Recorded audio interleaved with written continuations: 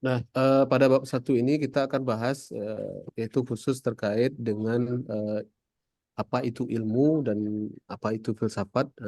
Jadi akan kita jelaskan dan eh, terkait hal ini. Kemudian kita lanjut. Jadi eh, di buku Jujun ini kita dibuka dengan pengantar dalam bentuk dialog antara satu orang yang awam terkait dengan filsafat, kemudian ada satu orang lagi yang seorang filosof yang memahami terkait dengan apa itu filsafat.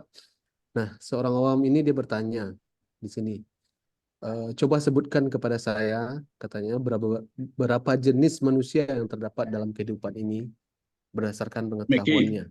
Pak Miki, Ya, nggak bisa Prof, dibesarkan, nggak bisa kan di kan, slide show kan. bisa, Prof. Ya, coba-coba.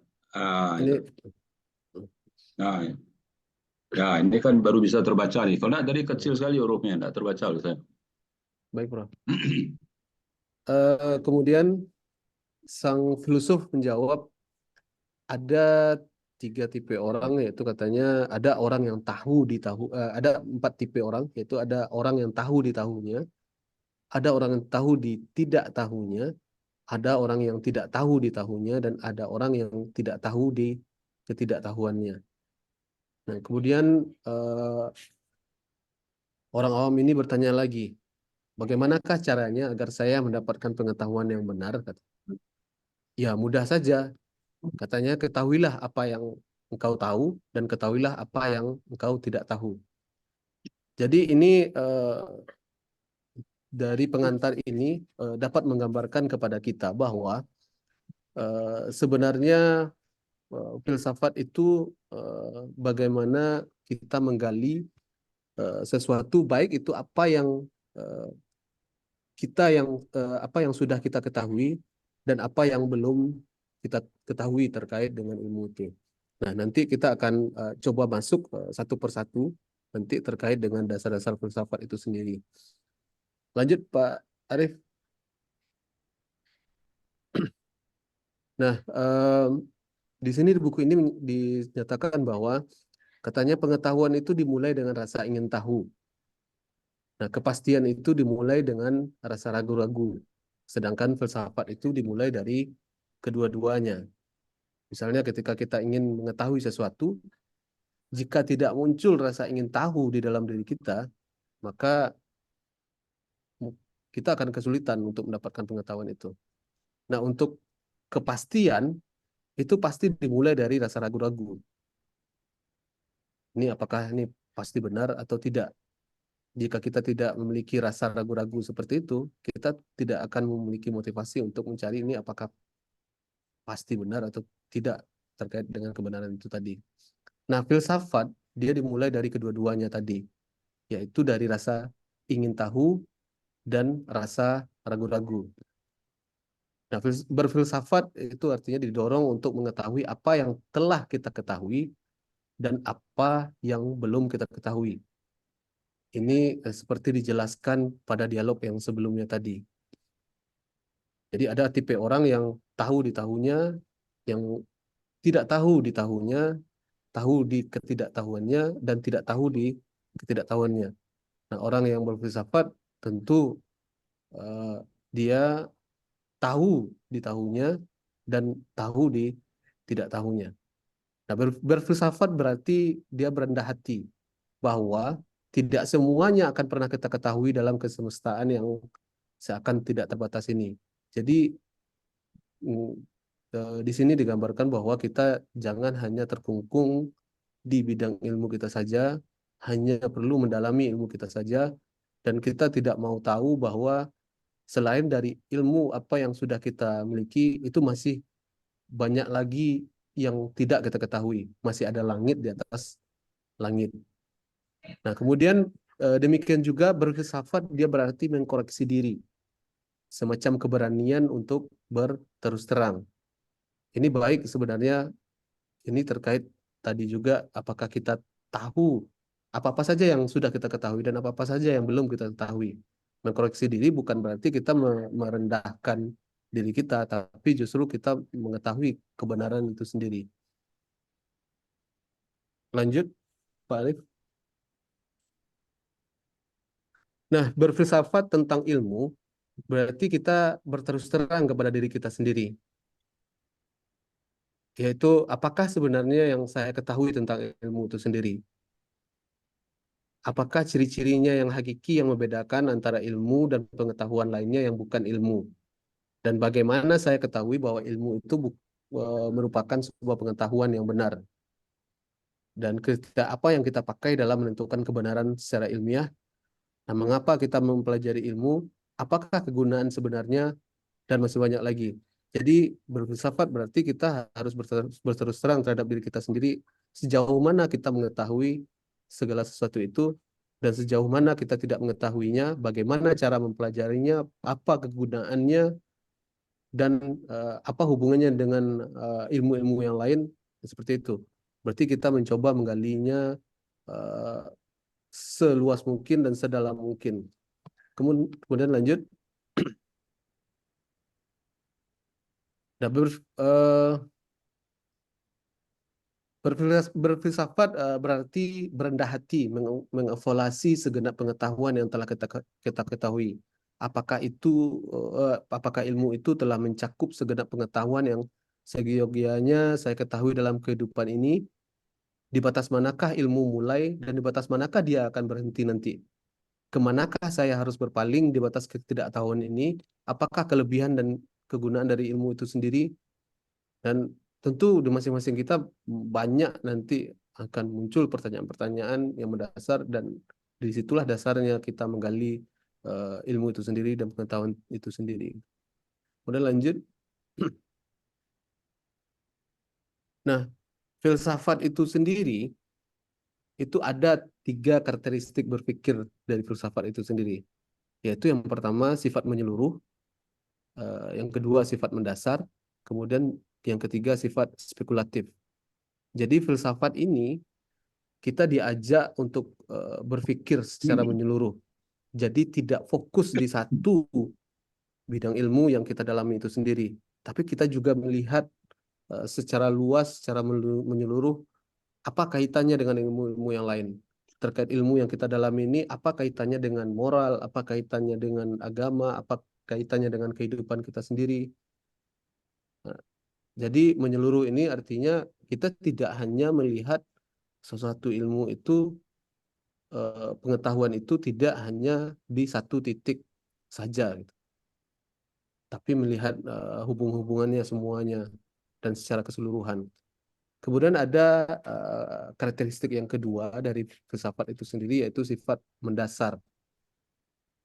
Di sini sifat mendasar ini artinya kita tidak hanya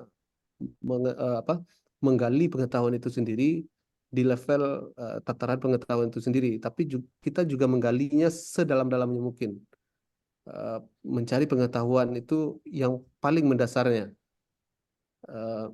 Di sini kita mencoba melihat seberapa dalam pengetahuan yang kita gali tadi, seberapa benar dia, sedangkan kita juga harus tahu kebenaran itu seperti apa. Apa sih yang benar itu sendiri? Bagaimana cara menggalinya? Apa metodenya? Bagaimana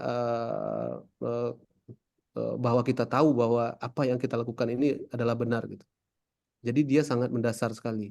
Kemudian filsafat itu sifatnya spekulatif, karena pengetahuan itu dari awalnya kita akan ketika kita memiliki rasa ingin tahu terhadap sesuatu, eh, maka kita akan mulai untuk berspekulasi di sana. Jadi filsafat itu sendiri tidak lepas dari karakteristiknya yang ketiga, yaitu sifat spekulatif. Lanjut Pak Arif. Nah, kemudian filsafat atau peretas pengetahuan. Jadi di buku Jujun ini dia menggambarkan filsafat itu seperti ibarat ada sebuah negara api misalnya menyerang ke sebuah pulau. Nah, mereka pertama akan mendaratkan yang namanya pasukan marinir. Nah, pasukan marinir inilah yang bertugas untuk membukakan jalannya. Nah, nanti setelah jalan ini dibuka oleh pasukan marinir ini, dia sudah menaklukkan pantainya, maka akan diturunkan pasukan infanterinya.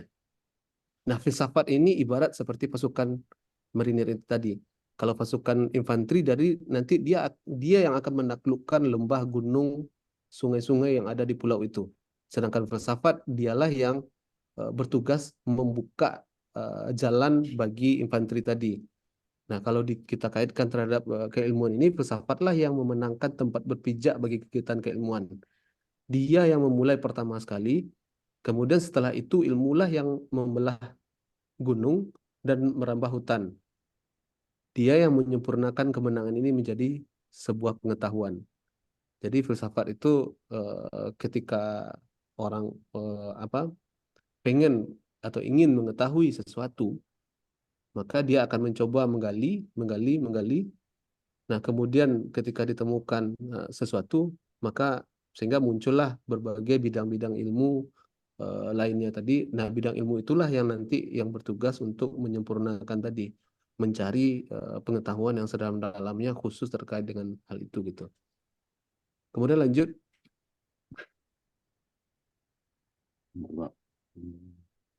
lanjut Pak Arif. Nah, sekarang kita masuk apa saja sih bidang telaah dari filsafat itu sendiri, dari filsafat itu sendiri. Jadi selaras dengan dasarnya yang sifatnya spekulatif, maka dia menelaah segala masalah yang mungkin dapat dipikirkan oleh manusia. Nah, sesuai dengan fungsinya, dia menjawab sebagai pionir. Eh, Dia mempersalahkan hal-hal yang pokok. Terjawab masalah yang satu, dia pun mulai merambah pertanyaan yang lain. Jadi ibarat tadi pasukan marinir tadi, ketika dia sudah menaklukkan pantainya, kemudian tugas selanjutnya itu adalah pasukan infanteri tadi. Nah, filsafat juga sifatnya seperti itu. Dia memulai sesuatu dari awal, kemudian dia mencari jawaban dari masalah tersebut. Kemudian ketika dia sudah menemukan sesuatu, maka dia akan pergi merambah ke pertanyaan-pertanyaan lain. Dia akan mencoba menggali hal-hal lain dari pengetahuan itu sendiri gitu. Jadi sifatnya bidang telaah filsafat ini kalau kami simpulkan bahwa bidangnya sangat luas sekali. Jadi apa saja yang yang bisa dipikirkan oleh manusia, maka itu adalah bidang telaahnya. Kemudian lanjut. Nah, sehingga dari sifatnya tadi, dari bidang telaahnya yang sangat banyak tadi, maka muncullah cabang-cabang filsafat. Ada yang istilahnya epistemologi, yaitu filsafat pengetahuan, ada filsafat moral, ada filsafat seni, ada metafisika, ada filsafat pemerintahan yang disebut sebagai politik, kemudian ada filsafat agama, filsafat ilmu, filsafat pendidikan, filsafat hukum, sejarah, matematika, kemudian sekarang ada terkait dengan engineering dan segala macamnya. Maka muncullah cabang-cabang filsafat yang banyak sekali karena sifatnya tadi sangat sangat luas, bidang kajiannya sangat sangat luas. Lanjut Pak Arif. Nah, sekarang kita masuk ke filsafat ilmunya. Nah, filsafat ilmu dia merupakan bagian dari epistemologi, yaitu filsafat pengetahuan tadi. Di sini dia secara spesifik dia mengkaji terkait dengan hakikat ilmu itu sendiri atau pengetahuan ilmiah itu sendiri. Nah, filsafat ilmu dia merupakan telaah secara filsafat yang ingin menjawab beberapa pertanyaan mengenai hakikat ilmu itu. Yang pertama yaitu terkait dengan objek apa yang ditelaah oleh ilmu itu sendiri. Seperti yang sudah disebutkan oleh Prof. Agus sebelumnya, ada istilahnya ontologisme atau ontologi. Nah, ontologi ini dia lebih mengkaji terkait dengan objeknya apa atau hakikat hakikat dari ilmu yang dikaji itu sendiri gitu. bagaimana hubungan antara objek yang tadi dengan daya tangkap manusia seperti berpikir, merasa, mengindra, membuahkan pengetahuan dan sebagainya macamnya. Jadi dia lebih kepada objeknya atau hakikat dari ilmu itu sendiri yang sedang dikaji.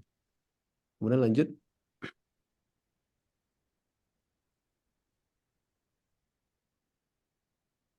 Kemudian bagaimana yang selanjutnya itu ada epistemologis.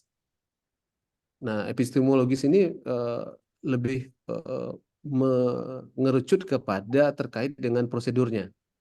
Bagaimana cara kita mengetahui terkait apa prosedur-prosedur atau teknik atau sarananya atau metodologinya, sehingga kita bisa menggali atau memperoleh pengetahuan yang berupa ilmu itu sendiri gitu. Lanjut, Pak Arif. Kemudian ada yang ketiga yaitu terkait dengan aksiologis. Nah, aksiologis ini muncul dari terkait dengan pertanyaan-pertanyaan untuk apa pengetahuan yang berupa ilmu itu yang dipergunakan, apa guna dari ilmu itu sendiri, apa kaitannya dengan moral dan segala macamnya. Nah, hal-hal yang mengkaji terkait dengan ini itu disebut sebagai aksiologis. Nah, semua pengetahuan apakah itu ilmu, apakah itu seni, atau pengetahuan apa saja, pada dasarnya dia mempunyai ketiga landasan ini. Jadi ada ontologi, epistemologi, dan aksiologis. Jadi semua pengetahuan itu dia memiliki ketiga landasan ini. Baik itu ilmu engineering, science, baik itu juga seni, dan segala macamnya, maka dia memiliki tiga landasan ini.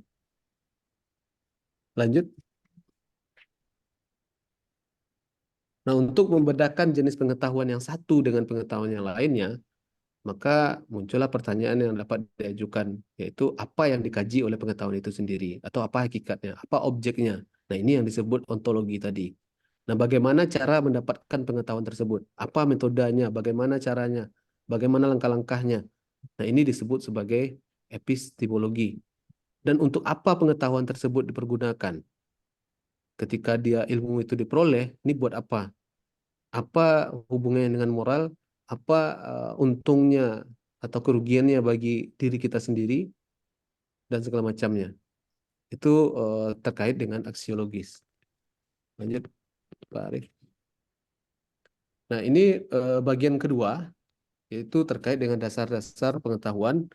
Ini akan dijelaskan oleh teman saya berikutnya, yaitu Mas Arif. Kepada Mas Arif, kita persilakan. Terima kasih atas pemaparannya Pak Meki. Saya akan menyampaikan berkaitan tentang dasar-dasar pengetahuan. Nah, dasar-dasar pengetahuan kan sudah disampaikan sebelumnya, ada beberapa macam-macam filsafat. Tadi minta tentang ilmu matematika, terus ilmu engineering, ilmu agama, dan sebagainya. Ada filsafat politik juga. Nah, itu selanjutnya bahwa apa sih pengertian dari penalaran?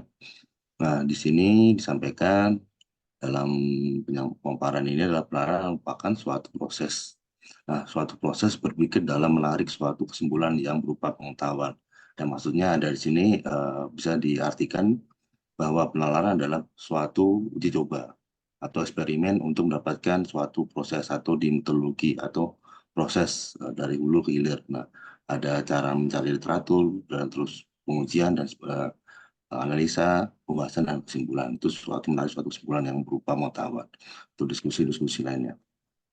Yang dimana di sini memiliki ciri-ciri berkaitan yang pertama adanya suatu pola berpikir yang secara luas dapat disebut logika atau dapat juga dikatakan penalaran merupakan suatu proses berpikir logis dan dimana secara singkat bisa dibilang untuk ilmu matematika 1+1 sama dengan 2, 2 ditambah 2 sama dengan 4. Nah, itu secara logika berpikirnya untuk sejumlah perhitungan ilmu disiplin ilmu matematika. Di sini selanjutnya lagi dalam ciri-ciri yang kedua ada sifat analitik dari proses berpikir yang kerangka berpikirnya kerangka berpikirnya karena berpikir yang digunakan untuk analisis disebut adalah logika atau yang disebut penalaran yang bersangkutan dengan maksud antara ilmu atau disiplin ilmu satu dengan yang lainnya berkesinambungan atau berketerkaitan. Nah, selain itu juga di sini ada poin note-nya yang dimana ada tidak semua kegiatan berpikir bersifat logis dan analitis. Nah, maksudnya pemahaman tentang politik dan ilmu agamanya itu berbeda, nggak bisa disamakan antara logis dan analitiknya. Selain itu juga cara berpikir yang tidak termasuk ke dalam penalaran adalah bersifat tidak logis dan tidak analitik. Selanjutnya ini dalam proses penalaran. Yang kedua di sini adalah logika. Logika adalah proses cara berpikir. Nah, dalam sebelumnya adalah pengertiannya penalaran merupakan suatu proses membuahkan pengetahuan. Nah, yang dimana mendapatkan hasil tadi perhitungan 1+1=2 untuk matematiknya. Dan agar dimana satunya agar pengetahuan yang dihasilkan penalaran itu mempunyai dasar kebenaran, maka proses berpikir suatu harus dilakukan dengan suatu cara tertentu. Terus selanjutnya dalam pengertiannya bisa ditarik suatu penarikan kesimpulan baru dikatakan sahih ya, apalagi jika dilakukan menurut cara tertentu. Nah, di sini maksudnya adalah bila penarikan kesimpulan dikatakan sahih adalah bila ada pembuktian. Nah, tadi kan dihitung untuk matematika. Nah, terus bila kan ilmu engineering untuk mendapatkan suatu produk atau barang jadi harus dilakukan uji coba untuk misalkan contoh untuk mencari kekuatan sebuah material. Nah, di sebuah material itu ingin tahu di mana kekuatan material itu berapa sih bila diberi beban 80 kilo. Contoh diberi beban 80 kilo, apakah dia kuat atau tidak. Nah, itu bila kuat berarti valid dan tidak kuat termasuk salah satu kesimpulan. Terus cara penarikan kesimpulan itu disebut logika. Nah, itu selain itu juga terdapat dua jenis logika. Yang pertama di sini logika induksi yang merupakan cara berpikir di mana ditarik suatu kesimpulan yang bersifat umum dari kasus yang bersifat individual. Selanjutnya ada lagi dua jenis logika yang kedua, bahwasannya sedangkan logika deduksi merupakan cara berpikir di mana dari pernyataan yang bersifat umum ditarik kesimpulan bersifat khusus. Menarikkan kesimpulan secara deduktif menggunakan pola berpikir silogisme yang dimaksud disusun dari dua buah pertanyaan yang di sebuah kesimpulan. Nah, misalkan pertanyaan tentang yang bersifat tentang engineering. Itu. Lanjut. Nah, sumber pengetahuan. Nah, sumber pengetahuan itu banyak. Nah, berkaitannya bisa dilihat dari pengertiannya bahwasannya pada dasar terdapat dua cara yang pokok manusia untuk mendapatkan pengetahuan yang benar, yang dimana di sini berdasarkan diri kepada rasio atau kaum rasionalisme. Nah, maksudnya kaum rasionalisme ini adalah pembuktian, di mana dalam sebuah pengetahuan itu bisa digunakan atau tidak perlu pembuktiannya. Terus pengembangan paham apa yang kita kenal dengan rasionalisme. Kaum rasionalisme memiliki beranggapan bahwa pengetahuan didapat lewat penalaran rasional yang abstrak. Nah, perlu melakukan pengujian-pengujian atau pembuktian. Nah, selanjutnya yang kedua, ada cara yang kedua, yaitu berdasarkan diri kepada pengalaman. Nah, pengalaman ini bisa diambil dari berapa lama untuk pengujian yang berapa lama kita melakukan pendidikan. Misalkan dari strata 1, strata 2, dan strata 3. Yaitu, nah itu semakin banyak pengalaman mendapatkan ilmu. Dan kaum sendiri dari sini adalah kaum empiris berdasarkan diri pada pengalaman pengembangan paham yang disebut dengan empirisme, atau kaum empiris pengetahuan manusia didapatkan lewat bukti konkret. Itu perlu pembuktiannya secara ilmu teknik engineering. Misalkan di bidang energi itu untuk mendapatkan pembuktiannya yaitu misalkan untuk mendapatkan pembangkit listrik tenaga nuklir, di mana dalam tenaga nuklir itu sendiri ada bahan bakar atau alat-alat yang digunakan untuk mendapatkan energi, yang dimana dari energi grafit diolah untuk menjadikan salah satu energi sebagai alternatif untuk mendapatkan energi empiris. Di mana salah satu itu contoh untuk di kaum empiris pengetahuan manusia dapat lewat bukti konkret. Nah, perlu pembuktian lanjutnya. Nah, selain itu juga selain dua di atas masih terdapat cara untuk mendapatkan pengetahuan, yakni intuisi atau wahyu. Di sini wahyu bisa dimaksud dari ketuhanan. Nah, yang pertama, intuisi adalah merupakan pengetahuan yang dapat tanpa melalui proses penalaran tertentu. Intuisi bersifat personal atau tidak dapat diramalkan, sedangkan wahyu merupakan pengetahuan yang disampaikan oleh Tuhan kepada para nabi dan rasul-rasulnya. Di sini banyak kayak wahyu maksudnya mungkin lebih ke keyakinan agama yang dipercaya oleh makhluk hidup apa itu manusia. Nah, di sini keyakinan agama. Selanjutnya, nah, dalam kriteria kebenaran di sini pada tahap 4 ada kriteria kebenaran, yakni ada paham pertama ya bahwasannya paham koherensi. Nah, paham koherensi yang dimaksud adalah suatu pernyataan dianggap benar bila pernyataan itu bersifat koheren atau konsisten. Nah, dengan pernyataan-pernyataan sebelumnya yang dianggap benar. Terus selanjutnya dalam kedua, eh, yakni tingkat kebenaran yaitu disampaikan oleh Bertrand Russell tahun 1872 sampai 1970 tentang pemahaman paham korespondensi, yakni bisa dijelaskan suatu pernyataan benar adalah benar jika materi pengetahuan yang dikandung pernyataan ini berkorespondensi, berhubungan, berkaitan dengan satu dengan yang lainnya. Nah, contoh misalkan mineral dengan energi berkaitan satu dengan yang lainnya. Untuk mendapatkan energi yang banyak, untuk berarti membutuhkan mineral yang banyak juga. Nah, dengan objek yang dituju oleh pernyataan tersebut.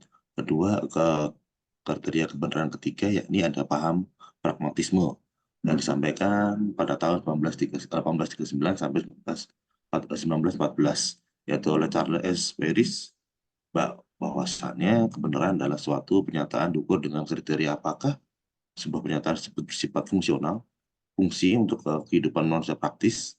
Artinya, suatu pernyataan adalah benar jika pernyataan itu adalah konsekuensi dari pernyataan itu yang mempunyai kegunaan praktis dalam kehidupan manusia. Itu contohnya sini adalah energi listrik fungsional, bersifat fungsional, diciptakan oleh manusia, digunakan oleh manusia. Lanjut, di sini pada bab 3 ini akan disampaikan oleh rekan saya, Pak Kadriadi, berkaitan tentang ontologi dan yakni hakikat apa yang dikaji. Oke, mungkin itu Pak Kadriadi, monggo. Lupakan, Pak Kadriadi. Baik, terima kasih Pak Saiful. Izin saya melanjutkan. Assalamualaikum warahmatullahi wabarakatuh. Yang saya hormati Pak Prof. Mulyadi dan Pak Prof. Agus Sutanto. Yang tak kalah penting dari buku Jujun ini adalah pada bab 3 itu membahas terkait ontologi, di mana ontologi itu sendiri adalah hakikat apa sih yang sebenarnya yang akan kita kaji. Next. Nah, di sini ada dijelaskan terkait metafisika, di mana metafisika ini memunculkan sebuah pertanyaan yang sangat besar, bahkan selalu dicari tahu dari masa ke masa, yaitu bahwasanya apa sih hakikat kenyataan ini yang sebenar-benarnya. Nah, ini yang menimbulkan pertanyaan besar di dalam sebuah metafisika, di mana metafisika itu sendiri adalah dapat diartikan adalah sebagai ilmu yang menyelidiki apa hakikat di balik alam nyata ini. Nah, ini artinya kalau kita mengartikan metafisika ini secara sederhana, artinya ini adalah sebuah misteri yang harus kita pecahkan terus-menerus dan untuk dicari terus kebenarannya. Nah, kemudian seiring dengan perkembangannya ilmu pengetahuan, kemudian inilah yang ditelaah oleh filsafat, maka metafisika ini merupakan tempat berpijaknya dari setiap pemikiran filsafat itu sendiri, termasuk pemikiran ilmiah. Nah, ini kan sudah dijelaskan oleh rekan saya tadi dari Pak Saiful terkait dasar-dasar ilmu pengetahuan, dan ini harus masuk ke dalam pemikiran yang empiris, sehingga ketika dia bisa dibuktikan secara nyata, artinya apa yang dikatakan metafisika itu sudah terpatahkan, artinya dia sudah diketahui. Namun yang belum kita ketahui itulah yang masih berada di ranah metafisika atau ranah kemisterian. Next, Mas Eslo.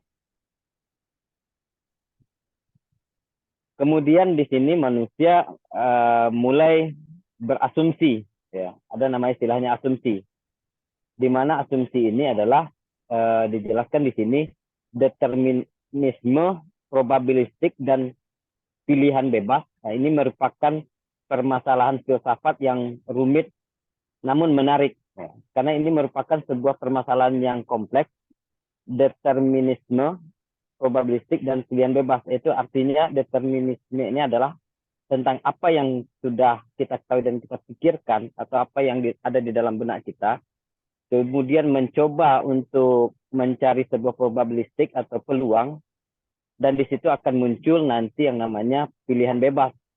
Saya akan pecahkan atau tidak, atau cukup menerima. Kurang lebih begitu pemahaman kami. Nah, di mana paham determinisme ini adalah menyimpulkan pengetahuan adalah bersifat empiris yang dicerminkan oleh zat dan gerak yang bersifat universal. Kemudian aliran determinisme ini merupakan lawan dari kata fatalisme yang menyatakan bahwa segala kejadian ditentukan oleh nasib yang ditentukan lebih dahulu.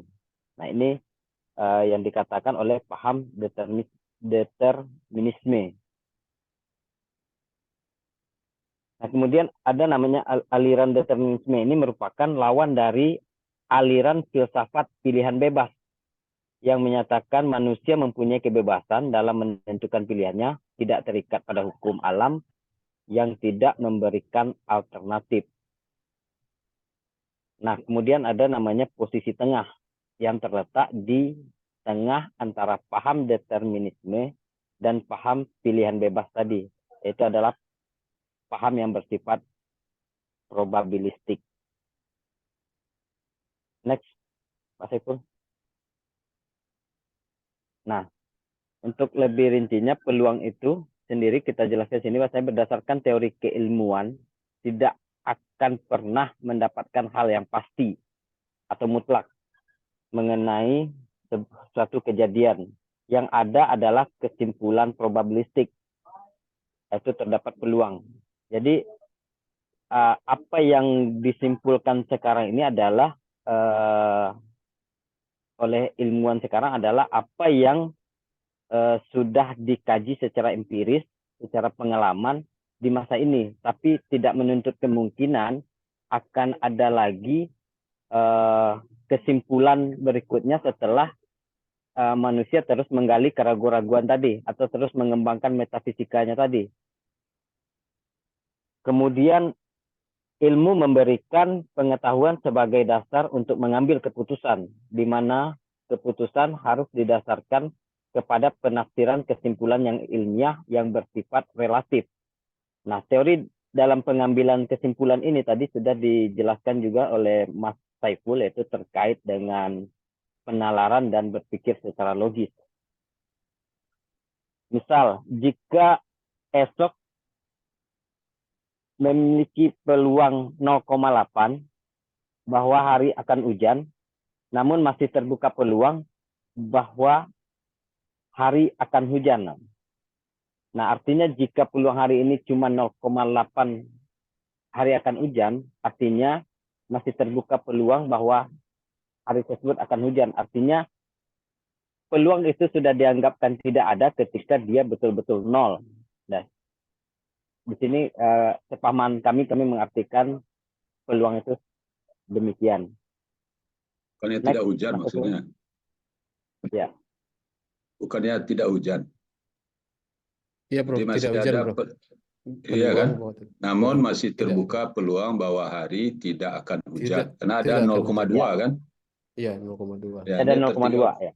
Ya, tertinggal kata tidak ini. Terima kasih, Bro. Baik, Prof. Izin Ya. melanjutkan. Next, maksudnya. Nah, di sini ada beberapa asumsi di dalam keilmuan bahwasanya suatu permasalahan kehidupan ini tidak bisa dianalisis secara cermat dan seksama hanya oleh satu disiplin keilmuan saja. Nah, artinya kalau kita kaji lebih kompleks, kenapa penelitian mungkin sudah bertaraf di doktor atau S3 itu sangat kompleks, artinya tidak saja memandang sebuah analisis itu dari kajian, anggaplah yang dikaji ini adalah produk mekanikal atau produk engineering mekanikal, artinya kita harus melihat juga dari sisi aspek, mungkin aspek sosialnya seperti apa nanti efeknya. Kemudian bagaimana dari sudut pandang keilmuan lain, seperti apakah ini bisa diterapkan di bidang kesehatan. Ketika ini diterapkan di bidang kesehatan, apakah ini secara moral bisa diterima, dan itulah yang nantinya akan membuat sebuah pengetahuan itu menjadi terasa kompleks karena dipecahkan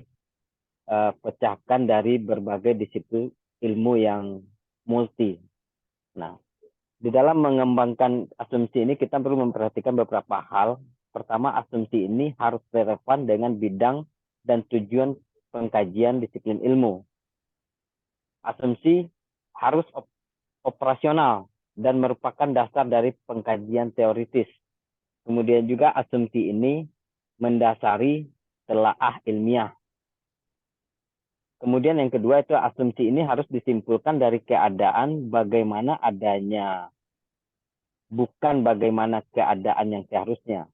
Dan asumsi ini asumsi yang mendasari telaah moral. Nah, artinya di sini waktu dikaji di bab 2 tadi, ada yang namanya sebuah silogisme. Nah, sepemahaman kami di sini adalah asumsi-asumsi ini adalah pernyataan-pernyataan yang kita tuangkan di dalam silogisme, di mana itu terdapat premis-premis sebelum menarik kesimpulan. Nah, sehingga kebenaran dari premis ini atau keabsahan dari premis inilah yang harus kita kuatkan kebenarannya. Ketika dua premis ini, baik itu premis mayornya atau minornya itu kuat, dan ketika diambil sebuah kesimpulan, maka didapatkanlah sebuah kesimpulan yang sahih.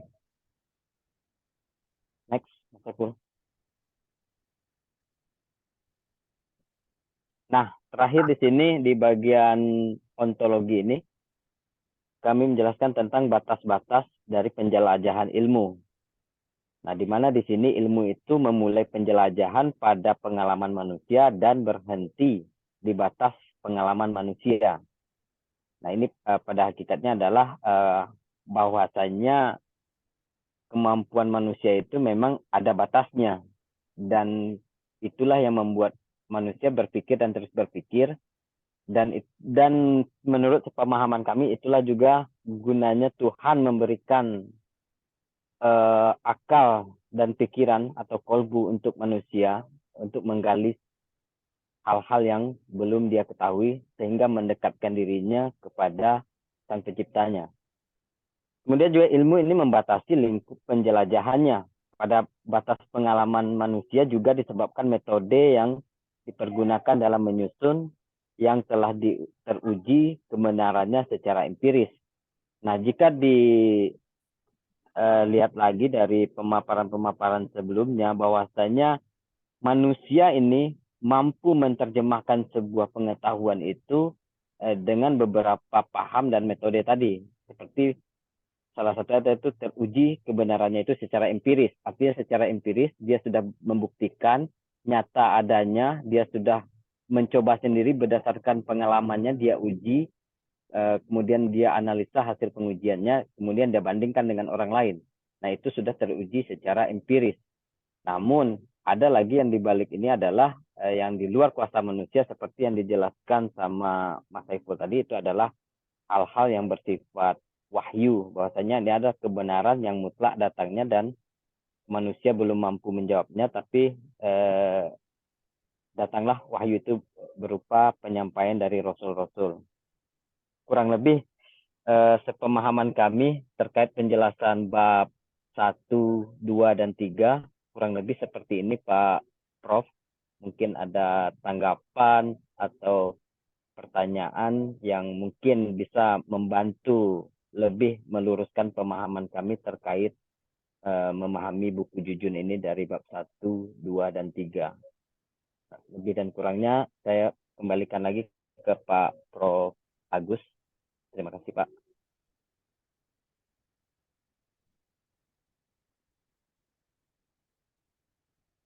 Oh, maaf saya mati. Saya kembalikan lagi ke Prof Mulyadi Bur barangkali. kok jadi saling mengembalikan aja nih. Kalau saya kembalikan ke floor sekarang. Silakan floor mau bertanya nggak? Apa yang mau ditanyakan? Saya sudah punya juga catatan-catatan untuk kita gali ya, kita diskusikan, ada catatan-catatan. Silakan floor dulu. Ya, Atau izin silakan. bertanya, Prof. Mohon maaf Yo. sama Pak Ganggu. Arif dan Ini kawan-kawan. ini dulu, dimatikan dulu nih sebentar, apa namanya, layarnya. Yang bertanya Ya, izin bertanya, Prof. Agus, Pak Prof. Gur, Pak Suminto. Suminto. sama Ya, silakan. Silakan ke Izin bertanya, Pak Prof. inilah yang 3 orang tadi, panelisnya. Ya, ke Pak Meiki sama Pak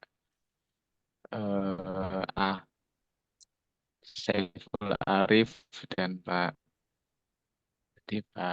Kadrian ya. Oke. Izin Kadriadi. bertanya tentang penalaran Kadriadi. ini. Ya, Pak Kadriadi. Tentang penalaran. Karena dalam buku Jujun, kalau saya halaman 42 itu ya, tentang hakikat penalaran. Penalaran adalah merupakan suatu proses berpikir dalam menarik suatu kesimpulan yang berupa pengetahuan gitu ya. Jadi berpikir tentang beberapa kali lalu menarik kesimpulan gitu. Nah, penalaran itu biasanya berhubungan dengan sesuatu yang sudah berlalu gitu. Saya ingin bertanya atau meminta tanggapan tentang kondisi saat ini gitu, kondisi saat ini. Mohon maaf ini sedikit menyangkut aktual keadaan karena penalaran masalah voting itu ya, masalah voting itu diketahui sebelum mohon maaf ini karena pengalaman di teman-teman gitu ya. Saya mengetahui kalau sebelum-sebelumnya kalau dunia politik itu tidak ada yang abadi. Sekarang kawan, besok bukan kawan. Kemarin kawan, kemarin lawan, sekarang jadi kawan gitu ya. Nah, teman-teman itu kalau saya di grup itu kan ada yang bilang 01, 02, 03 ya. Tapi saya bilangin teman-teman, ini siapapun yang jadi nanti jadi teman kalau udah jadi gitu kan. Karena dulu sudah terjadi pemilu sebelumnya masalah penlarang gitu. Jadi kalau saya bisa menarik nanti kalau posisinya jadi pasti akan jadi narik jadi temennya. Jadi kita di bawah ribut nanti tidak akan namanya apa itu sia-sia waktu kita. Eh, Lebih baik kalau nalar saya itu berpikir siapapun yang jadi saya harus mensiasati kebijakan publik yang akan dilakukan. Itu yang saya tangkap gitu ya, Prof. Nah, contohnya kalau kebijakan sekarang yang mau ada tentang penggunaan. Mohon maaf ini karena kondisi ini ya Pak, ya Prof ya. Karena makan itu akan menggunakan anggaran pendidikan. Kan tujuannya untuk meningkatkan kualitas SDM ya. Itu pasti menggunakan anggaran pendidikan. Nanti kita konsekuensinya ada sesuatu yang berkurang gitu. Tentang penalaran ini Prof, Pak Maiki, Pak Saiful Arif tadi ya penalaran ya. Itu Ya, Pak. ada nggak treatment metode yang bisa membuat rakyat kita itu semakin nalar gitu, semakin mengerti bahwa dalam dunia ini ya kondisinya seperti ini. Jadi harus melihat 5 tahun yang lalu atau 10 tahun yang lalu ataupun apa gitu. Itu karena itu ada nggak treatment metode yang bisa membuat oh seperti ini loh gitu kan. Seperti itu sih yang ingin saya tanyakan. Jadi kalau dalam hakikat penalaran itu ada nggak treatment atau cara untuk supaya kita menjadi lebih nalar gitu. Begitu mungkin ada tanggapan Pak Saiful Arif, Pak Meki ataupun Pak Kadriadi. Gitu, Prof. Sebentar, kita fokuskan dulu. Ini yang mau ditanyakan tuh nalar yang dimaksud tuh nalar yang mana? Tadi kan katanya ada statement di halaman 42. Iya, Ya, coba merupakan dibacakan dulu apa tuh statementnya. Ini nalarnya mungkin berbeda dengan nalar yang kita gambarkan dengan penalaran di halaman 42 itu. Apa statement di halaman 42 itu? di 42 itu penalar merupakan suatu proses berpikir dalam menarik suatu kesimpulan yang berupa pengetahuan. Ya, hakikat penalaran. Jadi hakikat penalaran adalah suatu proses berpikir dalam menarik suatu kesimpulan yang berupa pengetahuan. Jadi pengetahuan ini kita dapat dari hal yang sudah kita laksanakan, yang sudah kita lakukan di masa sebelumnya. Itu menjadi penalaran saya pribadi, Prof. Jadi nalar saya terjadi setelah saya mengalami waktu sebelum saat ini, tahun kemarin lagi. Jadi dari waktu-waktu yang saya lalui, nalar saya jadi bertambah gitu. Entah itu dalam berkomunikasi, tahun 5 tahun sekali berpolitik gitu ya. Nalar saya jadi bertambah gitu. Nah, cuman ada beberapa saya di lingkungan teman kan banyak yang komunikasi gitu ya. Saya kasih tahu, oh nanti kalaupun siapa yang jadi lari ini nggak akan apa itu kita berada di bawah, di atas itu akan tetap namanya itu berdamai, ngopi bareng, apa itu santai bareng gitu. Tapi mereka teman-teman saya itu masih ngotot, oh ini. Oh yo, kalau saya sih oke, enggak masalah gitu kan. Gitu sih Prof. Itu yang dari penalaran gitu. Karena yang saya tangkap begitu kan, nalar saya bertambah setelah saya melakukan hal-hal yang saya lakukan saat ini. Dari waktu-waktu kemarin, setahun yang lalu, 2 tahun yang lalu gitu. Jadi makin bertambah nalar saya. Begitu Prof. Oke, cukup clear ya. Ini yang ditanya paham nggak ya maksudnya? Saya Paham, akan Pak. coba jawab, Prof. Oke, silakan. Boleh. Oh, Pak Arif minta tolong bantu share di yang slide 17 itu terkait penalaran. Ini kayaknya menarik pertanyaan, cuman agak jadi pendapat. Bentar Pak ya. Iya. Tadi Pak Saiful saya ingat yang mempresentasikan. Ya. Kayaknya salah.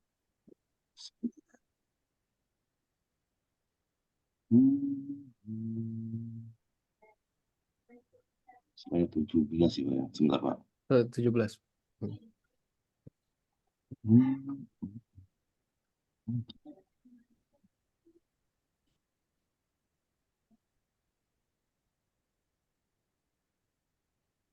Eh, jadi gini Pak Sumanto, saya secara umum bisa menangkap terkait pertanyaannya, tapi cuman di sini kita perlu luruskan dulu terkait dengan penalaran ini. Jadi penalaran itu ya benar di buku Jujun dinyatakan bahwa penalaran merupakan suatu proses berpikir dalam menarik sesuatu kesimpulan yang berupa pengetahuan. Nah, di sini kalau kita kaji bahwa pengetahuan itu sebenarnya sesuatu ilmu yang sudah eh, kita dalami, yang sudah terjawab, baik itu dengan menggunakan metode yang tepat maupun yang sudah terbukti secara ilmiah atau melalui proses analitik yang benar gitu. Nah, di sini tidak semua cara berpikir yang kita lakukan itu masuk ke dalam penalaran. Jadi ketika kita menggambarkan sesuatu atau kita memperoleh informasi tentang sesuatu, itu tidak semuanya disebut sebagai penalaran. Karena ciri-ciri dari penalaran itu sendiri adalah yang pertama dia harus bersifat logis, kemudian yang kedua dia harus bersifat analitik. Nah, jika sesuatu informasi yang kita peroleh itu sifatnya tidak logis dan tidak analitik, itu dia tidak termasuk ke dalam penalaran. Nah, jadi misalnya yang disebut logis itu sudah dijelaskan juga sebelumnya bahwa segala sesuatu itu mungkin bisa dilogikakan yang menjadi ciri-ciri dari manusia ini dengan makhluk-makhluk yang diciptakan oleh Allah SWT yang ada di dunia ini adalah yaitu penalaran tadi. Binatang dia bisa berpikir tapi dia tidak bisa berpikir logis seperti manusia. Dia sudah ditanamkan ke dalam diri mereka bahwa misalnya kucing diberi pengetahuan terkait bagaimana cara dia makan, apa makan makanan yang cocok buat dia. Ketika ada ancaman, dia membedakan mana yang yang ancaman ini dengan mana yang merupakan ancaman bagi dirinya sendiri atau mana yang bukan gitu. Nah, binatang hanya diberi kemampuan berpikir sampai di batasan tersebut gitu. Dia tidak bisa berlogika dan dia tidak memiliki sifat penalaran itu seperti analitik.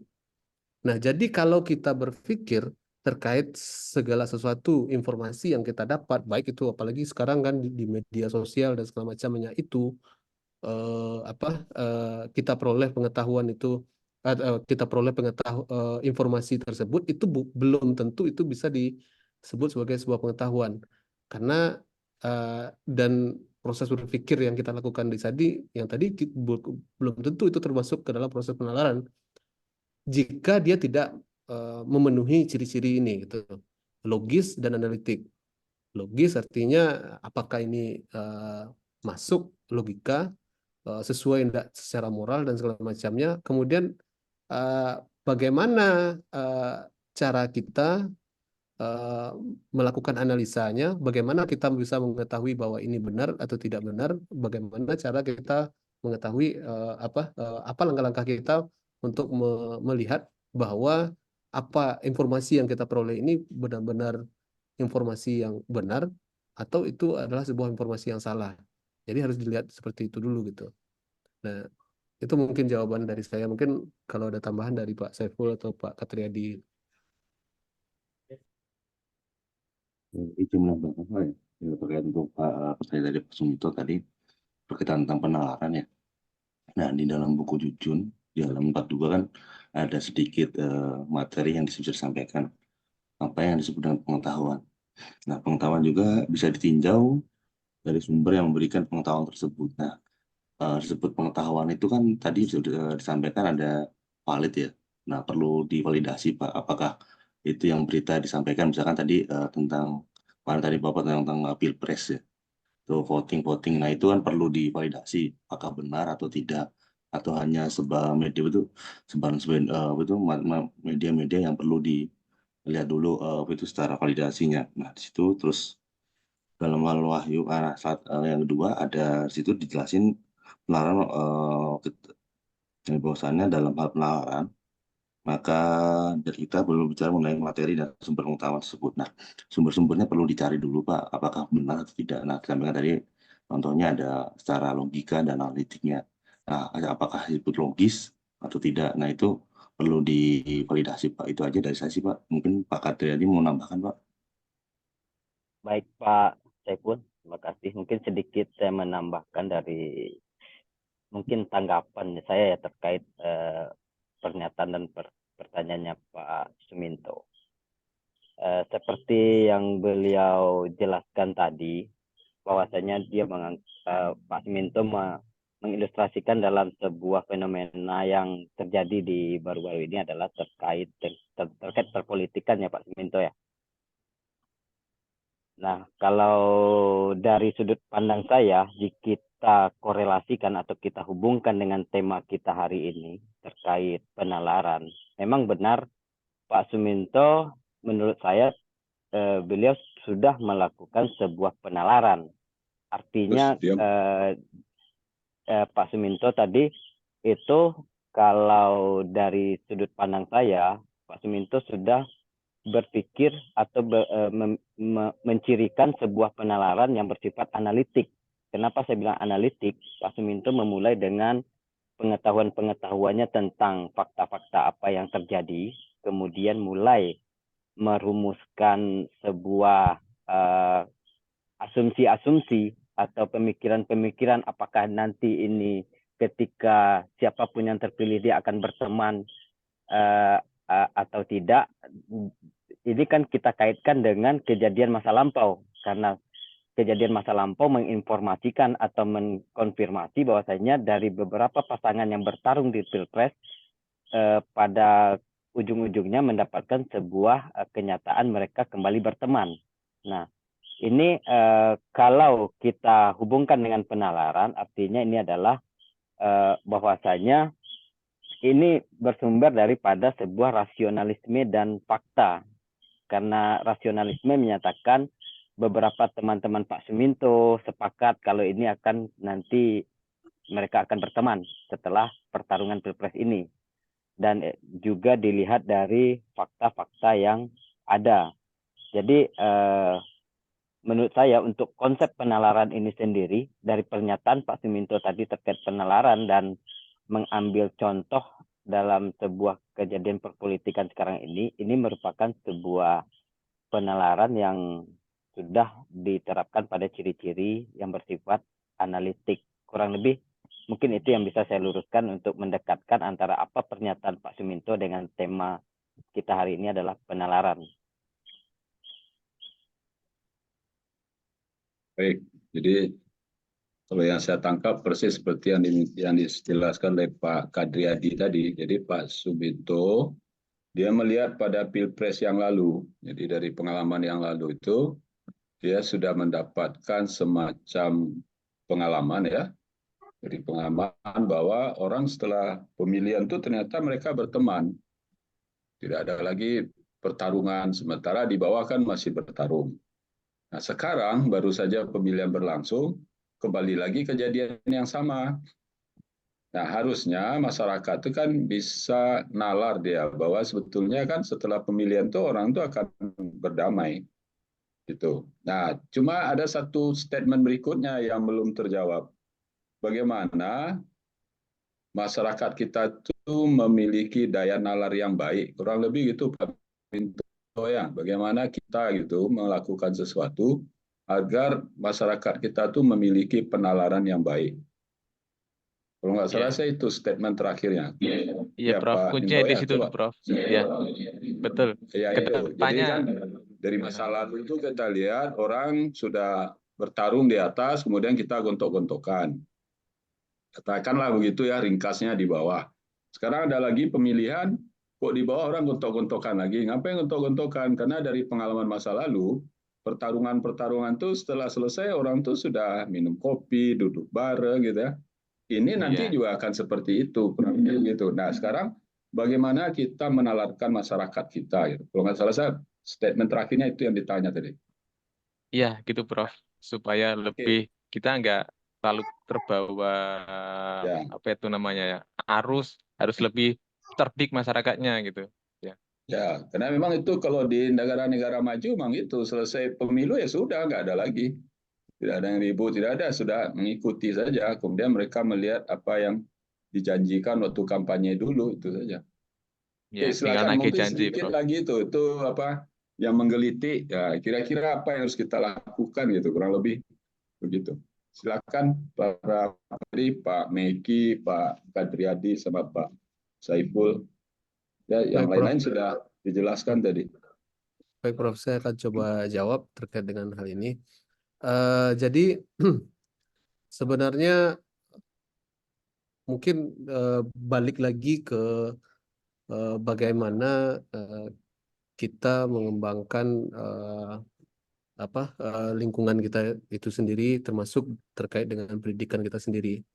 Sepertinya ya dari lingkungan mungkin yang terdekat aja lah gitu, terdekat dengan sampai ke lingkungan sekolah dan lingkungan yang lebih luas. Eh, Mungkin budaya kita belum mendukung secara baik untuk mengarahkan kita untuk berpikir eh, melakukan penalaran yang baik gitu. Di sini misalnya sebagai contoh saja, em, kita selama ini banyak di kurikulum pendidikan kita hanya banyak difokuskan eh, terkait dengan misalnya ketika SD kita hanya apa eh, kelas 1 SD kita sudah disuguhkan dengan matematika, atau bahkan anak TK sudah diajarkan apa berhitung, kemudian membaca, menulis, yang mungkin secara seharusnya secara alamiah kita tidak tidak di anak-anak tidak diarahkan atau dikembangkan untuk bisa mengasah penalarannya yang baik, berpikir logis, kemudian melakukan analisa yang baik terhadap sesuatu gitu. Nah, masuk mulai dari SD, SMP, SMA, kita lebih banyak disuguhkan dengan ilmu-ilmu yang sifatnya spesifik gitu. Dan sebenarnya peran orang tua, peran keluarga, lingkungan sekitarnya, bahkan di sekolah pun, kalau dulu orang masyarakat kita lebih banyak bersosial. Mungkin kalau di Minang kan ada surau dan segala macamnya. Itu kalau menurut saya itu lebih baik dalam mengasah logika dan terkait dengan penalaran kita. Jadi tidak hanya sekedar fokus di sesuatu hal yang sifatnya spesifik gitu. Nah, mungkin itu yang perlu kalau untuk saran saya terkait bagaimana cara kita meningkatkan cara penalaran masyarakat kita bisa berpikir secara logik dan analitik ini adalah ya dimulai dari lingkungan keluarga kita sendiri, kemudian lingkungan yang lebih besar, termasuk ke pendidikan kita gitu. Mungkin itu, Prof. Silakan. Penambahan Prof terkait tadi tentang untuk masyarakat kita kenapa masih banyak yang kurang.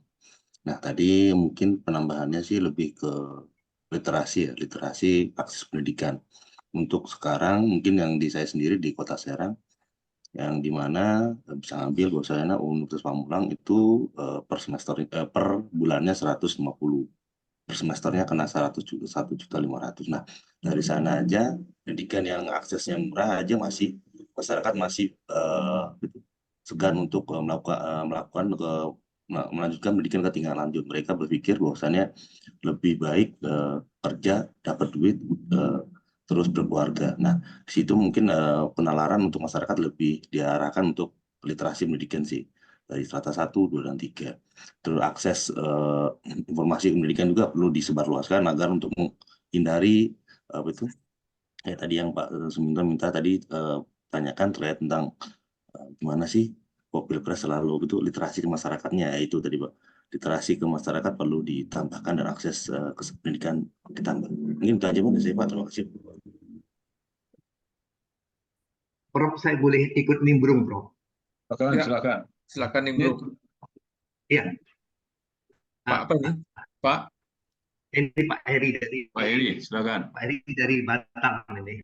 Oh, Pak Heri ya? Ya, Pak Ya, Heri. kalau saya melihatnya, iya. Oh, suaranya putus-putus nih. Batam. Saya melihatnya pengalaman dan pengetahuan itu hal yang berbeda. Karena pengetahuan terputus ya. Suaranya Ya, saya melihat bahwa pengalaman dan pengetahuan itu hal yang berbeda. Itu bisa melalui suatu pengetahuan. Suara putus ya. Sebentar, saya cek.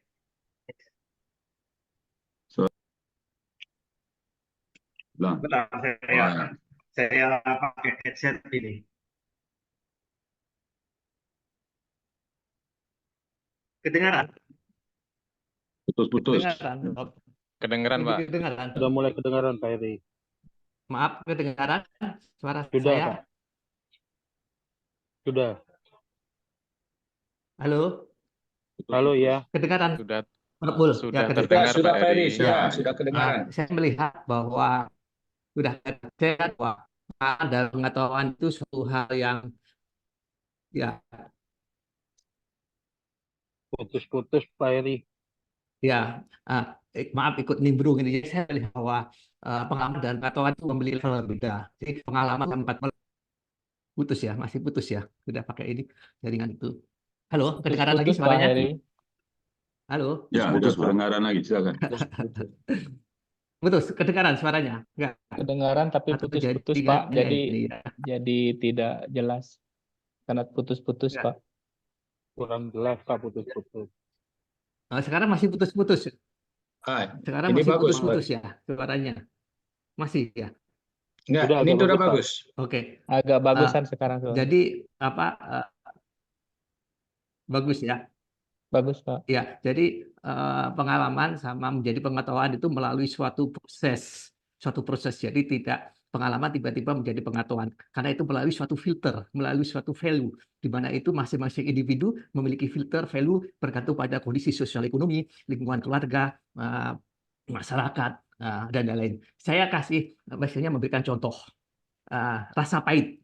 Kebanyakan bapak-bapak itu tidak menyukai rasa pahit. Kenapa?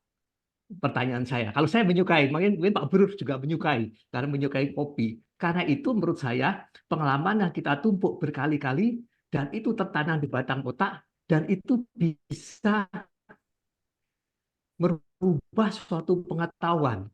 Kalau menurut saya, sedangkan pada saat itu misalnya rasa pahit itu diibaratkan sebagai suatu racun. Mungkin pada saat itu, tapi sekarang bukan.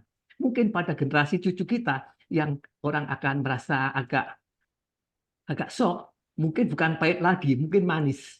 Jadi nanti di batang otak kita nanti makin lama dengan pengalaman tadi, dengan pengetahuan akhirnya terbentuklah suatu stigma di batang otak bahwa manis itu adalah suatu racun, di mana kalau sekarang masih pahit ke arah situ. Ya, jadi nalar kita gitu ya, nalar kita artinya tidak semudah itu bisa berubah, terutama dalam hal pilpres tadi ya, karena itu adalah suatu proses dari pengalaman kemudian dari pengetahuan, di mana proses itulah yang sekarang ini susah sekali untuk kita lakukan karena itu bergantung pada filter value dan banyak hal, kondisi ekonomi, keluarga, dan masing-masing. Itu yang menyebabkan kenapa proses penalaran itu menjadi salah dan bias yang seperti saya sampaikan tadi, kasus rasa pahit. Nah, itu orang kita, nalar kita mengatakan itu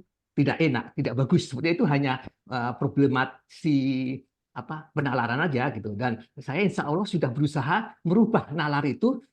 Pahit itu enak. Nah, ini serius. Saya katakan bahwa pahit itu enak kalau buat saya. Bahkan saya coba mensyukuri 4 indera yang ada di lidah kita, termasuk pahit, itu adalah suatu kenikmatan. Nah, itu suatu proses nalar. Dan saya berusaha mencoba mengubah itu dan insya Allah juga berhasil. Jadi sesuatu yang pahit seperti pare, melinju, dan itu saya juga sudah menyukai.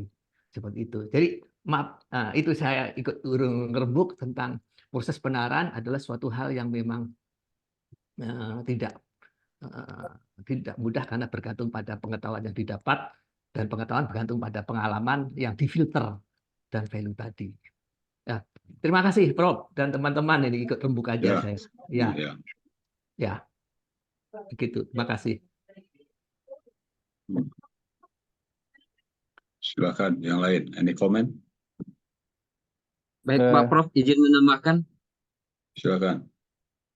Baik, menarik tadi dari apa yang disampaikan Pak Heri. Ini sudah agak sedikit mendekati menurut saya bagaimana mendidik masyarakat kita untuk bernalar dengan mengambil perumpamaan terkait kopi ya, tentang pandangan kopi. Betul Pak Heri ya. Nah, ya, betul, jika betul. Kita hubungkan lagi dengan pertanyaannya Pak Suminto karena ini berkaitan dengan politik. Kalau Pak Heri mengemukakan teori terkait pahitnya kopi, sekarang kalau kita lihat di masyarakat sekarang, secara berpikir nalar masyarakat kita sepertinya sudah ada perkembangan dari zaman sebelumnya, dari masa-masa sebelumnya.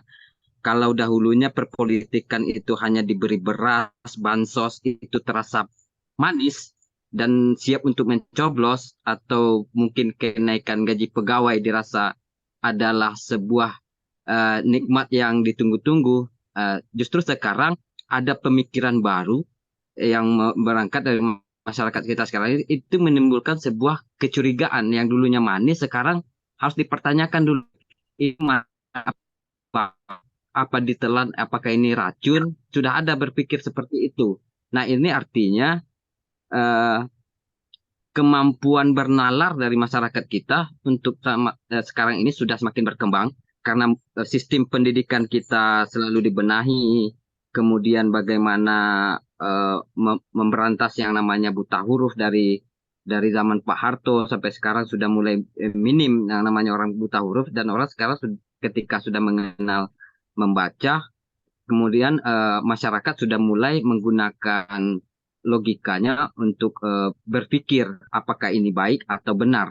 Menurut saya seirama dengan apa yang dipertanyakan Pak Suminto dan jawaban dari Pak Heri tadi, ini ada korelasinya bahwasanya memang butuh proses, Pak Heri ya, butuh proses betul. merubah cara bernalar tersebut. Namun yang perlu kita garis bawahi di sini bahwasanya di dalam bernalar itu harus ada yang namanya sifat analitik, di mana di sini kita harus mengklirkan pemahaman kita terkait fakta empiris itu, di mana fakta empiris ini akan dituangkan di dalam silogisme, dalam menarik sebuah kesimpulan yang sahih. Ketika pernyataan-pernyataan ini sudah kita klirkan kebenarannya, karena pernyataan ini bisa saja pernyataan sebelumnya sudah berubah, sehingga untuk menarik kesimpulan baru tentu harus butuh premi-premi yang baru dan pemahaman-pemahaman yang baru dan kuat, sehingga nantinya masyarakat akan bisa menarik sebuah kesimpulan itu yang sahih. Artinya bisa bernalar itu kan menguak kebenaran, mencari kebenaran dengan cara berpikir. Nah, artinya ketika diinjek sebuah pengetahuan bahwasanya ini dulunya enak atau ini kopi ini pahit, ternyata Pak Heri menyimpulkan ini ternyata pahit ini tidak selalunya racun. Kemudian juga ini bansos, ini bantuan ini yang dulunya manis, tapi orang sekarang sudah berpikir manis itu tidak selalunya baik. Manis itu bisa jadi ada kecurigaan di belakangnya. Nah, ini yang membuat masyarakat kita sudah berkembang cara berpikirnya sekarang. Sehingga kalau kita lihat dari zaman dulu sampai sama sekarang, orang sekarang kebebasan berpendapat sudah belak-belakan ya. Kalau saya lihat pun di ILC itu orang sudah bertengkar secara pikiran. Pikiran yang dipertengkarkan adalah ya memang sebuah pemikiran gitu. Kalau tidak dipertengkarkan itu artinya apa, dibilang Pak Rocky Gerung itu. Hanya berpidato barangkali ya. Mungkin itu saya ingin menambahkan dan menanggapi, Pak. Terima kasih. Satu lagi Pak, saya mau menambahkan Pak. Kan Bapak bilang kan penalaran itu harus kenyataan. Gimana kalau orang yang bertindak secara untung-untungan Pak, spekulatif yang Bapak bilang tuh? Gimana? Saya belum nangkap apa ya? Bu Riza maksudnya apa? Kan Pak katanya penalaran itu harus ada berdasarkan dengan kenyataan. Orang harus berpikir secara logis dan valid kan Pak. Gimana kalau orang yang bertindak secara untung-untungan Pak? Orang yang bertindak untung-untungan atau spekulatif, ya. Jadi misalnya kayak yang halaman 24 nih Pak, tentang peluang. Banyak juga kan masyarakat kita bertindak secara untung-untungan. Itu kan tidak valid itu Pak. Itu sama dengan misalnya hari ini kita bernasib baik, besok kita amblas gitu Pak. Baik, berarti ini case-nya udah beda ya. Mungkin dia melihat case pada halaman lain soal orang spekulasi.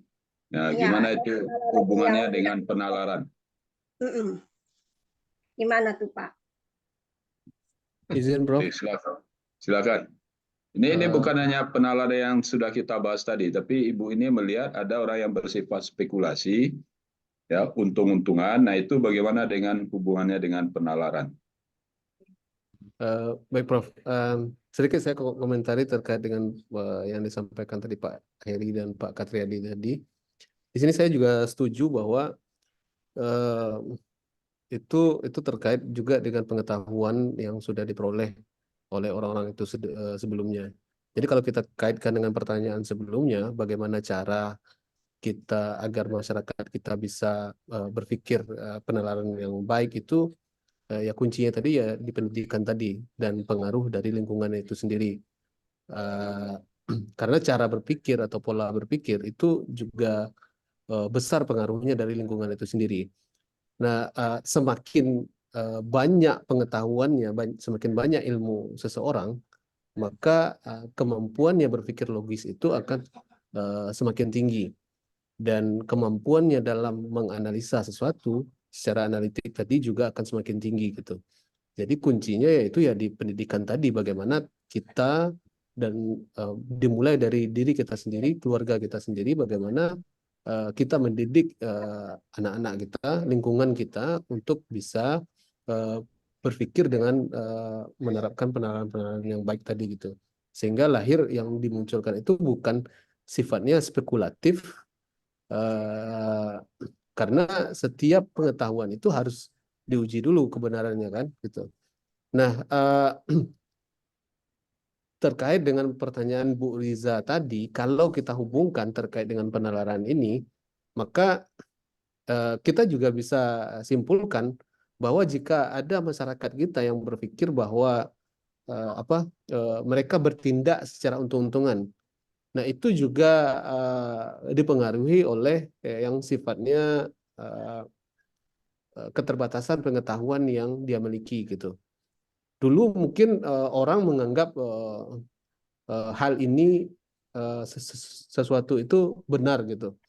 Misalnya hujan misalnya. Hujan ini itu kalau kita mandikan kucing maka akan terjadi hujan.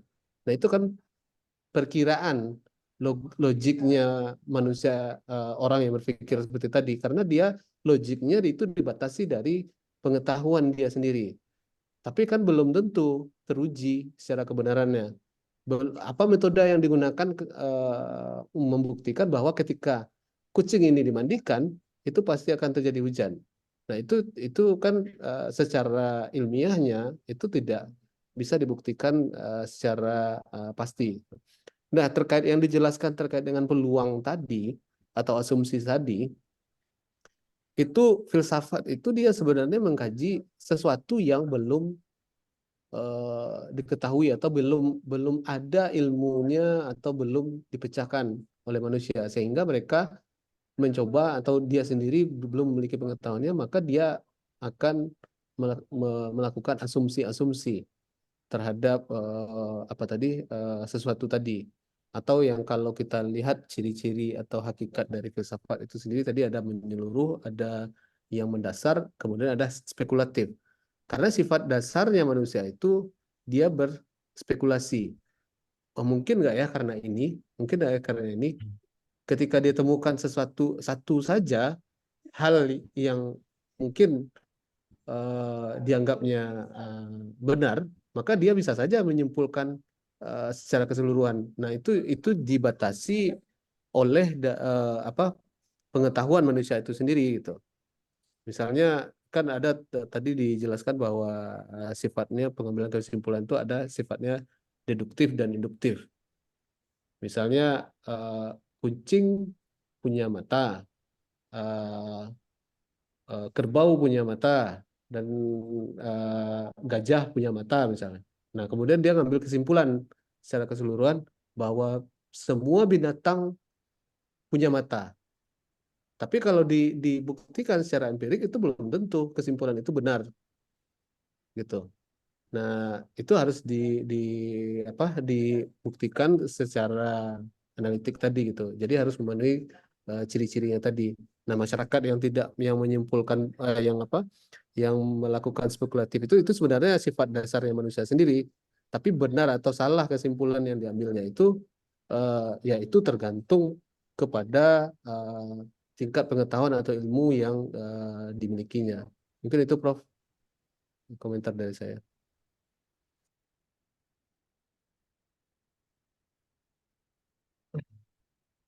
Pak Muni.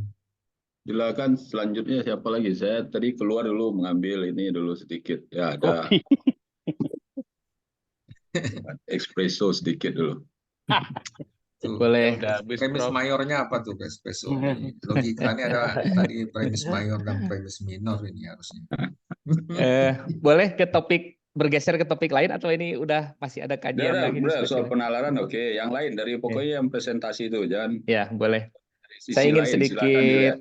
sedikit studi kasus, pengen minta pandangan ya. Ini masih berkaitan dengan topik ini harusnya. Jadi bisa saja menyangkut ke penalaran lagi. Jadi ini sedikit cerita dulu bahwa saya kembali case-nya di kampung saya, ya, bahwa ada 3 kriteria orang sukses, gitu ya. Dalam perspektif persepsi masyarakat, itu orang sukses itu 1 adalah menjadi PNS, ya. Ini mungkin akan nyambung juga nanti dengan ceritanya Pak Heri yang bahwa kopi itu yang pahit itu sebenarnya tidak selalu jelek gitu ya, bahwa Iya, betul. ini betul. Nah, ini sedikit Itu bakat otak kita aja. ya. Jadi di persepsi atau dalam perspektif masyarakat kami di kampung, kebetulan saya tinggal di kampung, Prof, dan teman-teman presenter juga mungkin juga bisa rekan-rekan diskusi dari yang lain. Bahwa orang sukses itu ada 3. Ya, ini mungkin observasi saya dan ini berjalan cukup lama gitu ya. Pertama adalah 1 orang menjadi PNS, ya. Yang kedua menjadi TNI dan Polri, dan yang ketiga yang bekerja merantau di kota, ya. Mereka kembali kembali ke desa dengan seperangkat parameter kesuksesan, ya. Datang ke desa membawa katakanlah mobil yang mahal. Nah ini saya ingin melihat dari sisi nalar masyarakat kita, ya. Bagaimana menyangkut kita sebagai katakanlah insan akademisi, ya. Apakah itu merupakan sebuah masalah yang harus kita luruskan atau memang itu secara natural memang terjadi dalam kultur masyarakat kita gitu. Mohon izin pendapat dari rekan-rekan. Mohon maaf kalau topik ini dianggap melenceng, boleh tidak dilanjutkan. Terima kasih.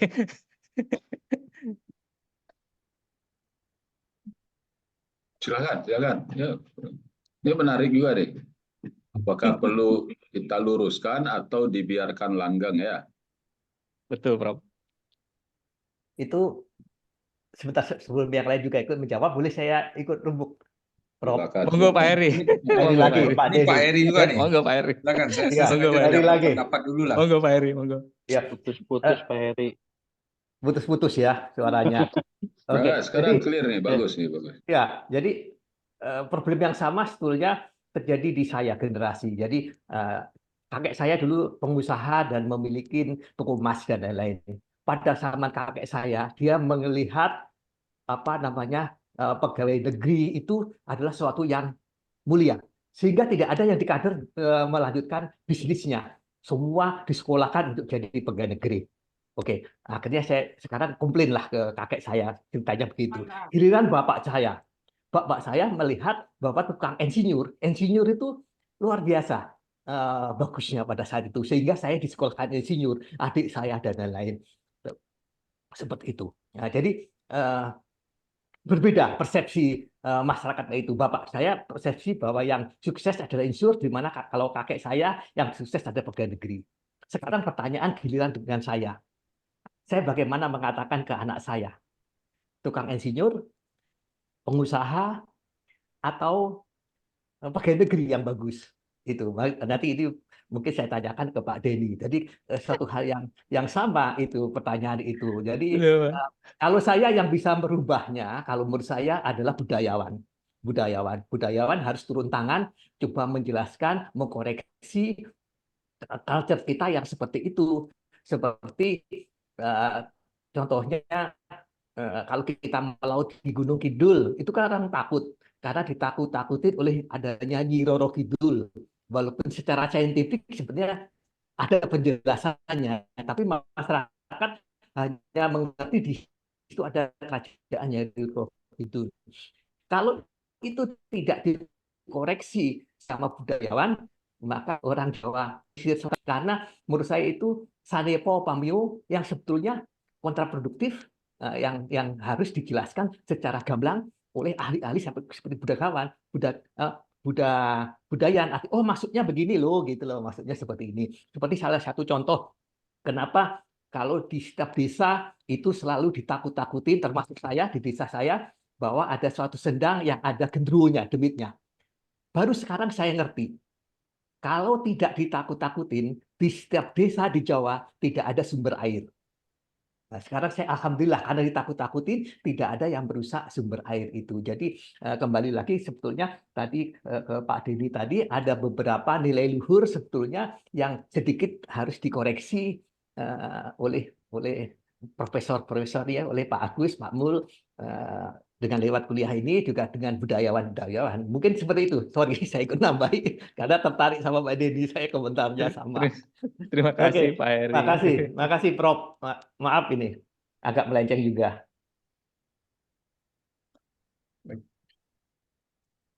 Bagus, maaf ya. Dan saya tadi sengaja tidak berpendapat ya, mengubah pendapat Pak Mul. Tapi kalau saya mungkin berpikir tadi apa yang disampaikan Pak Denny dan Pak Heri dan Pak Minto ya. Kalau dalam pikiran saya itu adalah bagian dari bab 2 tadi kita bahas ya. Silogisme ya. Tadi Pak Karyadi sudah menyinggung. Silogisme itu adalah bagaimana kita menyampaikan mendapat kesimpulan dari fakta tadi yang disebut dengan Pak ini juga ya. Fakta itu kan empiris ya atau rasionya. Jadi sangat tergantung itu. Nah, di bab 2 tadi mungkin Pak ini belum terlalu banyak memberi contoh tentang logika. Tadi yang mungkin Pak Maiki sudah mulai mencoba ya, ada premis mayor, ada premis minor. Dan bagaimana itu ditarik kesimpulan dari premis-premis yang ada. Premis itu maksudnya sesuatu kesimpulan yang dianggap benar oleh masyarakat. Bagaimana melakukan penalaran itu kan berpikir logik. Berpikir logik itu ada induktif, ada deduktif, kan begitu kira-kira ceritanya. Berpikir logis itu adalah bagaimana kita mengambil kebenaran-kebenaran yang ada yang disebut yang mayor, premis-premis, sehingga kita mendapatkan kesimpulan. Nanti kesimpulannya tadi Pak Denny mengatakan orang kampung itu berkesimpulan yang ini sukses katanya. Kalau Pak ini Pak itu kesimpulan Pak Heri Popi tadi itu kan kesimpulannya dapat kesimpulan. Berarti Pak Heri punya cara berpikir premis-premisnya ada ya, premis mayornya. Jadi kalau yang pemilu tadi tentu ada premis mayornya juga sambil mengatakan bahwa apa tadi ya, lupa saya Pak Minto tadi. Kesimpulannya begini, orang yang terdidik ya, ada ya kesan-kesan terhadap pendidikan itu berpengaruh kepada cara berpikir orang terhadap pemilu. Berarti ada kebenaran premis-premis yang ini, yang apa ya tadi sudah disebut juga oleh yang sederhana cara berpikirnya tadi kan semua binatang itu memiliki mata gitu kan, ya cara berpikir begitu. Nah, cara berpikir silogisme ini mendapatkan kesimpulan itu sangat dipengaruhi oleh lingkungan. Ini yang saya dapat ininya.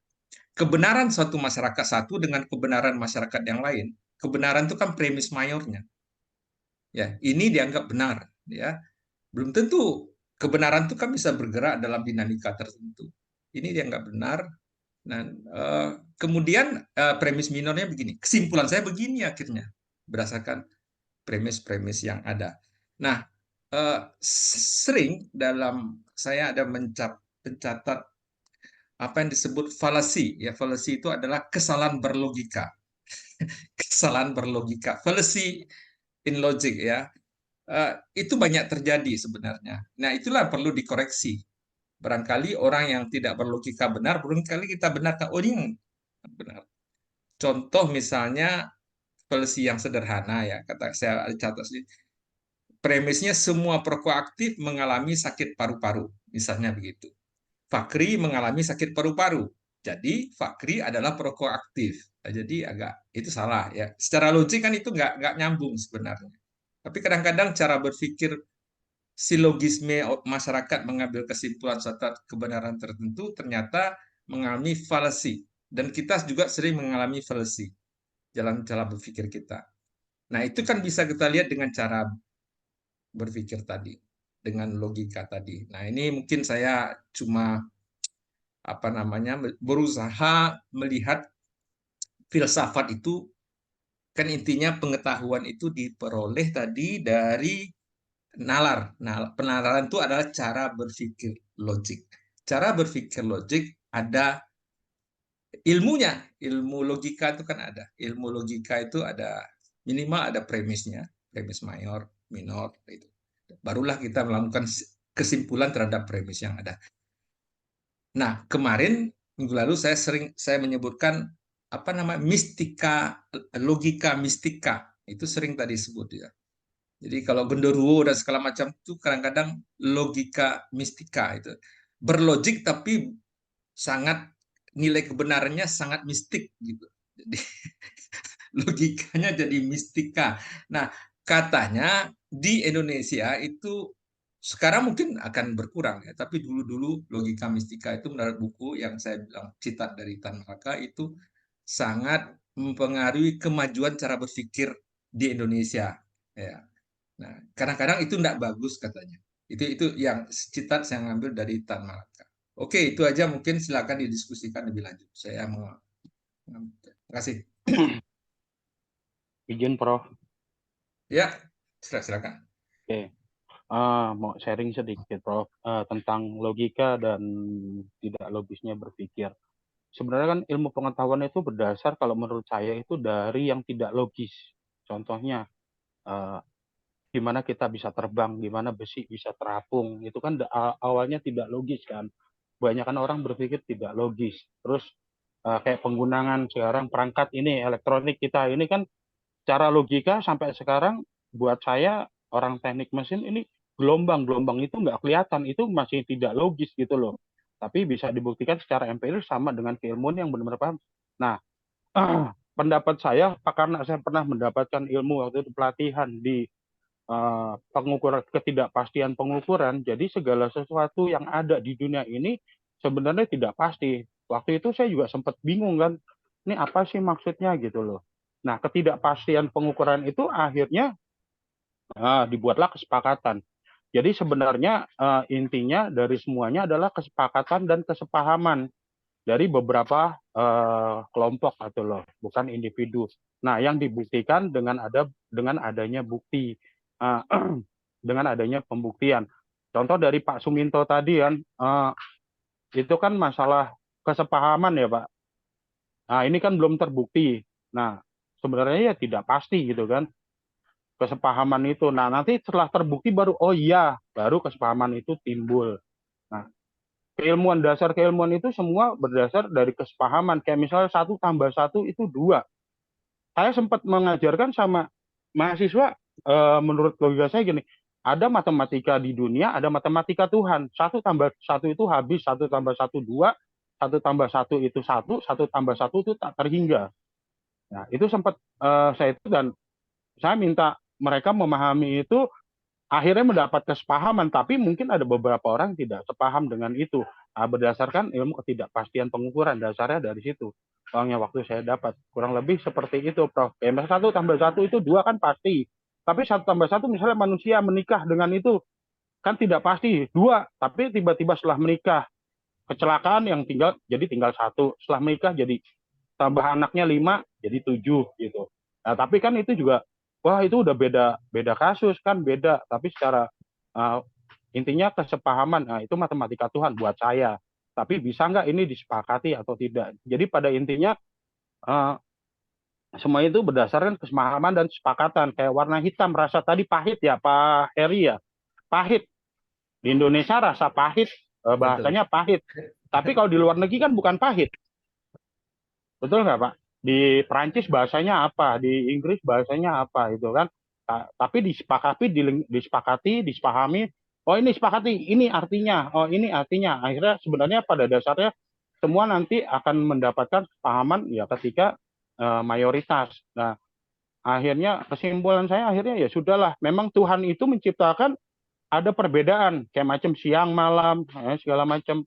Nah, kita di sini kan belajar tentang filsafat keilmuannya kemana. Nah, tinggal pemahaman kita, terus dari dasar pengetahuan kita mau arahnya mau kemana, keyakinan kita maunya ke arahnya kemana.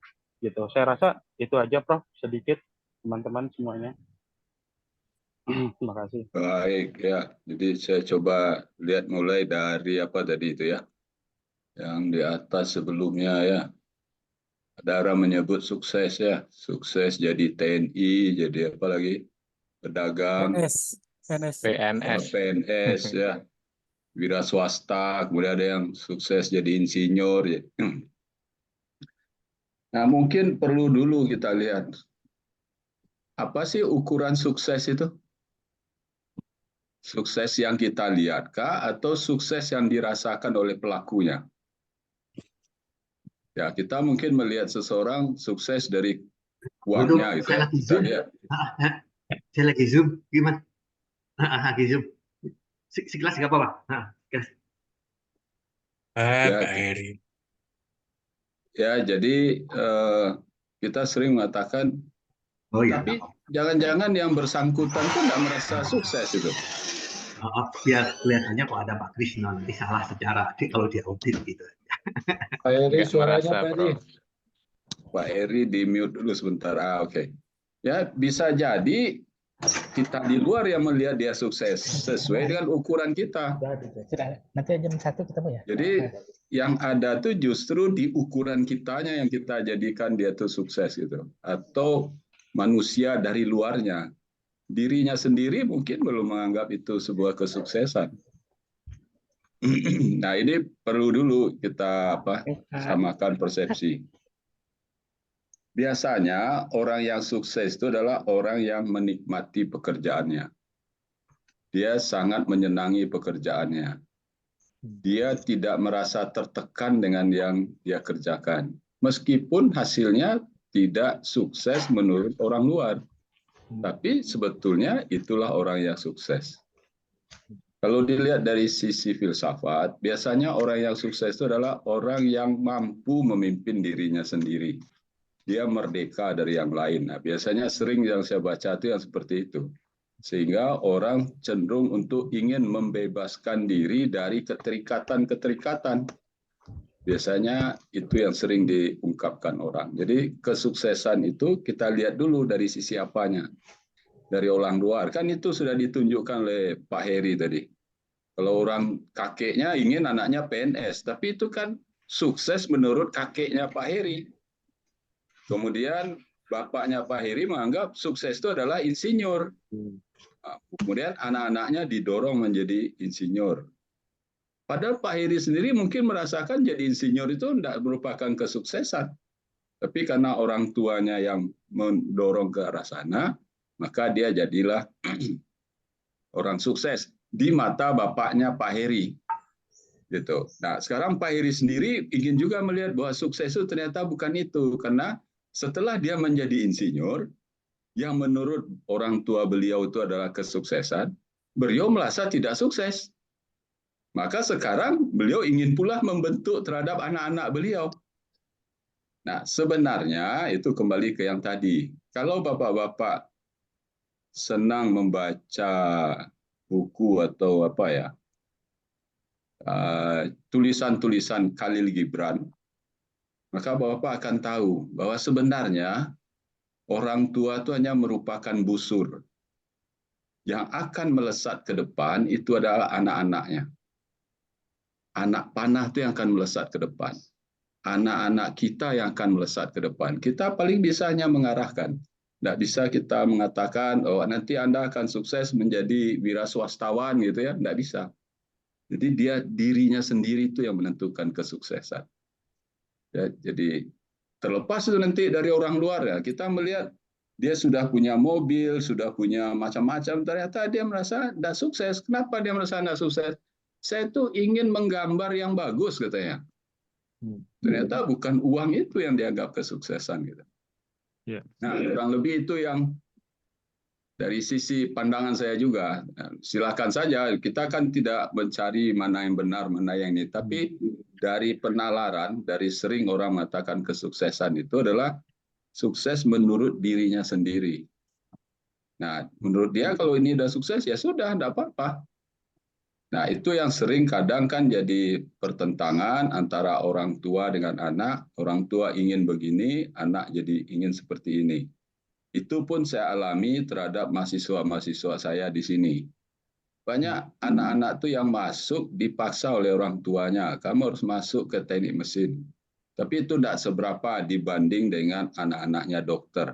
Anak dokter tuh betul-betul didoktrin tuh supaya anaknya menjadi dokter. Banyak itu kalau saya lihat. Nah, akibatnya tidak semua dokter kan jadi orang sukses. Cobalah kita lihat siapa sih yang jadi orang sukses. Tidak banyak, tidak semua dokter. Di kota-kota tempat kita tinggal bisa kita lihat, tidak semua dokter. Nah itu contoh. Jadi saya jadi teringat tulisannya Khalil Gibran, judulnya itu Sang Nabi kalau nggak salah saya. Nah di situ dia membuatkan statement ya bahwa kita orang tua itu hanya berupa busur. Busur artinya cuma mengarahkan saja. Dia tidak ikut lagi ketika busur dilepaskan, itu anak panah itu akan melesat ke depan. Itu kalau saya lihat dari sisi kesuksesan tadi ya. Saya nimbrung juga ini. Jadi silakan saja, bukan berarti ini benar atau jadi panutan, enggak juga. Ini nimbrung saya dari pengalaman bacaan-bacaan yang saya baca ya. Nah, kedua yang mengenai apa tadi ya,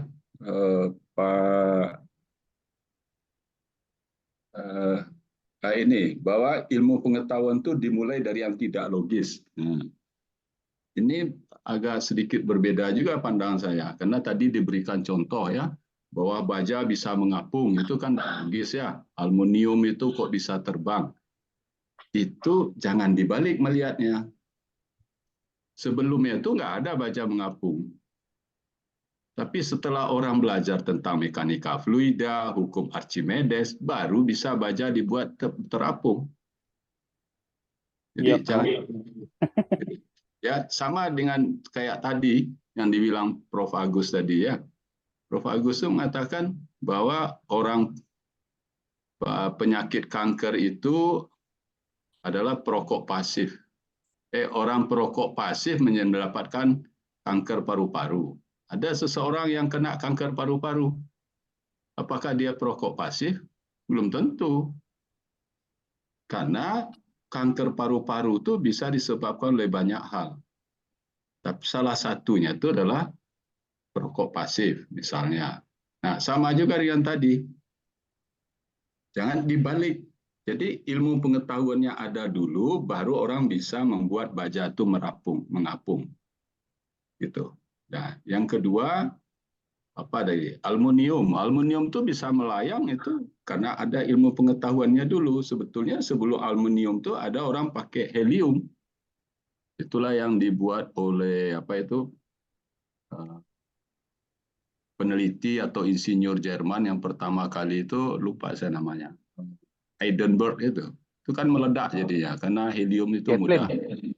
Zeppelin ya, itu mudah terbakar kan ya. Jadi kita lihat dulu dari urutannya. Nah, dari urutannya baru orang ke sana. Kemudian tadi ada keinginan kita, kebiasaan di masyarakat kita langgengkan ya. Misalnya ada sumur, ada genderuwo, tujuannya supaya nggak dipakai. Dalam hal tertentu oke. Tetapi sebetulnya ada saatnya kita yang harus menjelaskan, bukan genderuwonya. Tapi ini tuh perlu kita jaga karena itu sumber mata air kita. Karena nanti bahayanya nanti apa? Ketika anak-anak kita dewasa, dia melihat nggak ada genderuwo di situ. Nanti dia bilang, oh ini bapak saya dulu bohong aja nih gitu. Jadi nggak perlu kita dengar. Nanti setiap apa yang kita ucapkan, maka dia tidak akan percaya. Itu berbahaya juga. Jadi yang bagus tuh kita jelaskan realitanya gitu. Dan ada juga dampaknya. Saya waktu kecil itu selalu dikenalkan dengan hantu. Apa-apa di sana ada hantu. Sekarang ketika saya sudah dewasa ini, tetap juga ada pikiran saya itu. Kalau saya berjalan sendiri dalam kegelapan, saya merasa ada orang yang mengiringi juga jalan di belakang. Nah, ini fenomena ini tidak saya temui di Eropa. Eropa, hantu itu bukan sesuatu yang menakutkan, tetapi satu pelengkap.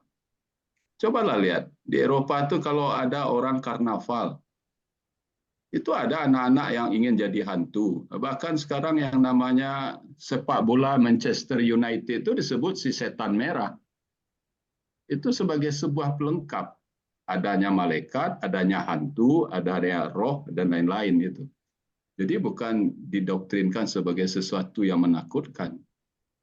Termasuk juga kalau anak-anak kecil tuh lagi karnaval, ada yang mau jadi bajak laut, ya, dihitamkan matanya satu gitu ya, dia jadi bajak laut. Itu juga dikenalkan bahwa itu bagian dari sebuah masyarakat. Kita tidak bisa lepas dari orang itu gitu. Itu kalau yang saya perhatikan di Eropa. Ya, jadi sebaiknya kita sampaikan apa adanya, jangan kita menakutkan gitu ya. Ya. Saya sama juga, waktu kecil tuh saya dilarang menunjuk bulan. Nanti kalau ditunjuk bulan, bengkok tangannya katanya. Itu saya waktu kecil-kecil gitu. Itu masih umur berapa saya, 4-5 tahunan gitu ya. Tapi setelah itu saya heran juga, malah manusia mendarat di bulan itu bukan menunjuk, tapi dia menginjak bulan gitu. Apakah kakinya bengkok? Ya, itu. Jadi mungkin kita yang sudah katakanlah sudah punya pendidikan, itu secara bertahap kita berikan alasan-alasan, argumen sesuai penalaran yang sudah kita miliki menjadi logika yang bisa mereka terima dan bisa mereka kembangkan. Ya, itu kurang lebih ya, saya berpendapat juga. Kan boleh juga saya berpendapat ya. Nah, Boleh, tambahan Prof. Prof. Oh, tambahan Prof. Ya. Halo, saya izin Prof. Silakan Iya, saja biar ini. Ya, ini agak panjang, agak molor lagi nih dibandingkan minggu kemarin. Nah, Pak saya Aris hanya ya. menambah, ya Pak Aris. Seru Prof. soalnya Pak Aris. Ya, Pak Aris ini iya. yang kemarin ngomong panjang ya. Iya, mohon maaf. Makanya sekarang saya tahan diri saya gini, Prof. Nah, Jangan, nggak apa-apa. Nanti kalau perlu ngomong sendiri, yang lain left gitu ya. begini. Mengenai saya sangat menarik nih ya tanggapan dari Pak Heri yang mengatakan, oh kakek saya dulu tuh kok sampai Pak Heri sendiri sampai insinyur dan sebagainya. Mohon maaf banget Pak Heri ya. Mungkin generasi-generasi kakek Pak Heri, orang tua Pak Heri, bahkan Pak Heri sendiri ya, istilahnya yang namanya orang tua Pak Heri harus mempersiapkan generasi ke depan. Makanya saya teringat itu. Didiklah anakmu di zamannya, bukan mendidik anak kita itu di zaman kita gitu. Mohon maaf Pak Heri. Halo? Ya, lanjut. Ya, Silakan Pak lanjut Aris. Pak. Jadi gitu, saya Cepat. takutnya tersinggung gitu. Oh, enggak, ini kan diskusi, no Ya, problem. diskusi. Ya. Ya. Karena saya apalagi ke anak saya menekankan kamu harus bisa IT, kamu harus bisa begini, bahasa Inggris, minimal satu bahasa asing. Kalau papa sama mama udah telat kan begitu.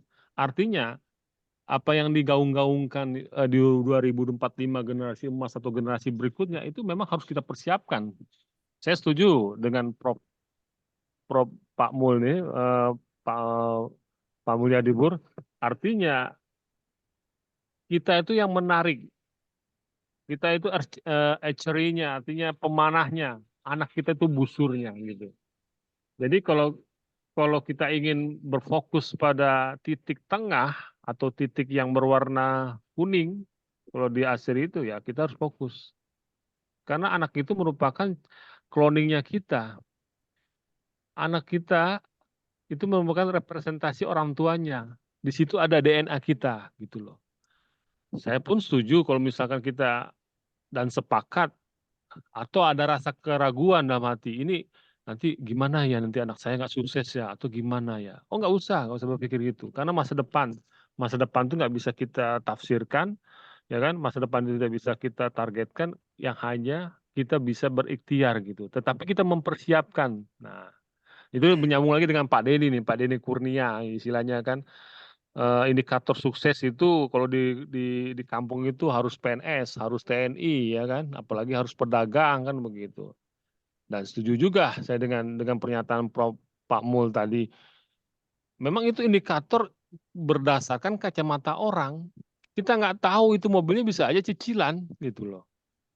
Dan itu nggak bisa dimunafikan. Emangnya enak dalam mobil itu? Itu kalau orang mengendarai mobil itu kan, waduh nanti lecet nih kena motor, aduh nanti kena ini. Nah itu ada semacam rasa was-was juga gitu. Nah tetapi lebih ditekankan itu bagaimana orang itu sukses, dia itu berjalan dan itu dia bahagia dan senang gitu. Seperti kata Pak Mul tadi mengatakan demikian gitu loh. Jadi indikator sukses atau indikator kebahagiaan itu berdasarkan kacamata masing-masing. Kita melihat seperti gini nih, Prof. Agus itu sukses loh, Prof. Mulyadi sukses loh. Coba tanyakan pada diri beliau masing-masing dalam hati, nggak usah dijawab Prof gitu. Apakah benar sukses? Belum tentu juga kan begitu. Seperti itu. Jadi kalau kita istilahnya berkacamata masing-masing mempunyai asumsi atau opini ya, kadang kita wah ini sukses lah jadi profesor ya. Ya belum tentu juga seperti itu. Jadi ya filsafat ini kalau saya katakan filsafat ini tidak ada ujungnya gitu loh. Mencari kebenaran terus-menerus dari sisi pandang, oh menurut saya seperti ini, menurut Prof seperti ini, menurut Pak Suminto seperti ini, begitu. Makanya kalau orang melihat gajah, yang kepegang kupingnya ternyata gajah itu tipis, nah ya kan. Kemudian yang kepegang sama orang buta itu ternyata gajah itu seperti belalai. Itu saja Prof, terima kasih. Saya kembalikan. Baik. Ayo silakan, siapa lagi yang lain? Saya mencoba nambahkan Pak. Oh silakan. Kalau melihat pengalaman tadi di Pak Denny, biasanya di kampung, itu kalau kata orang Sunda itu silih sangka aja gitu.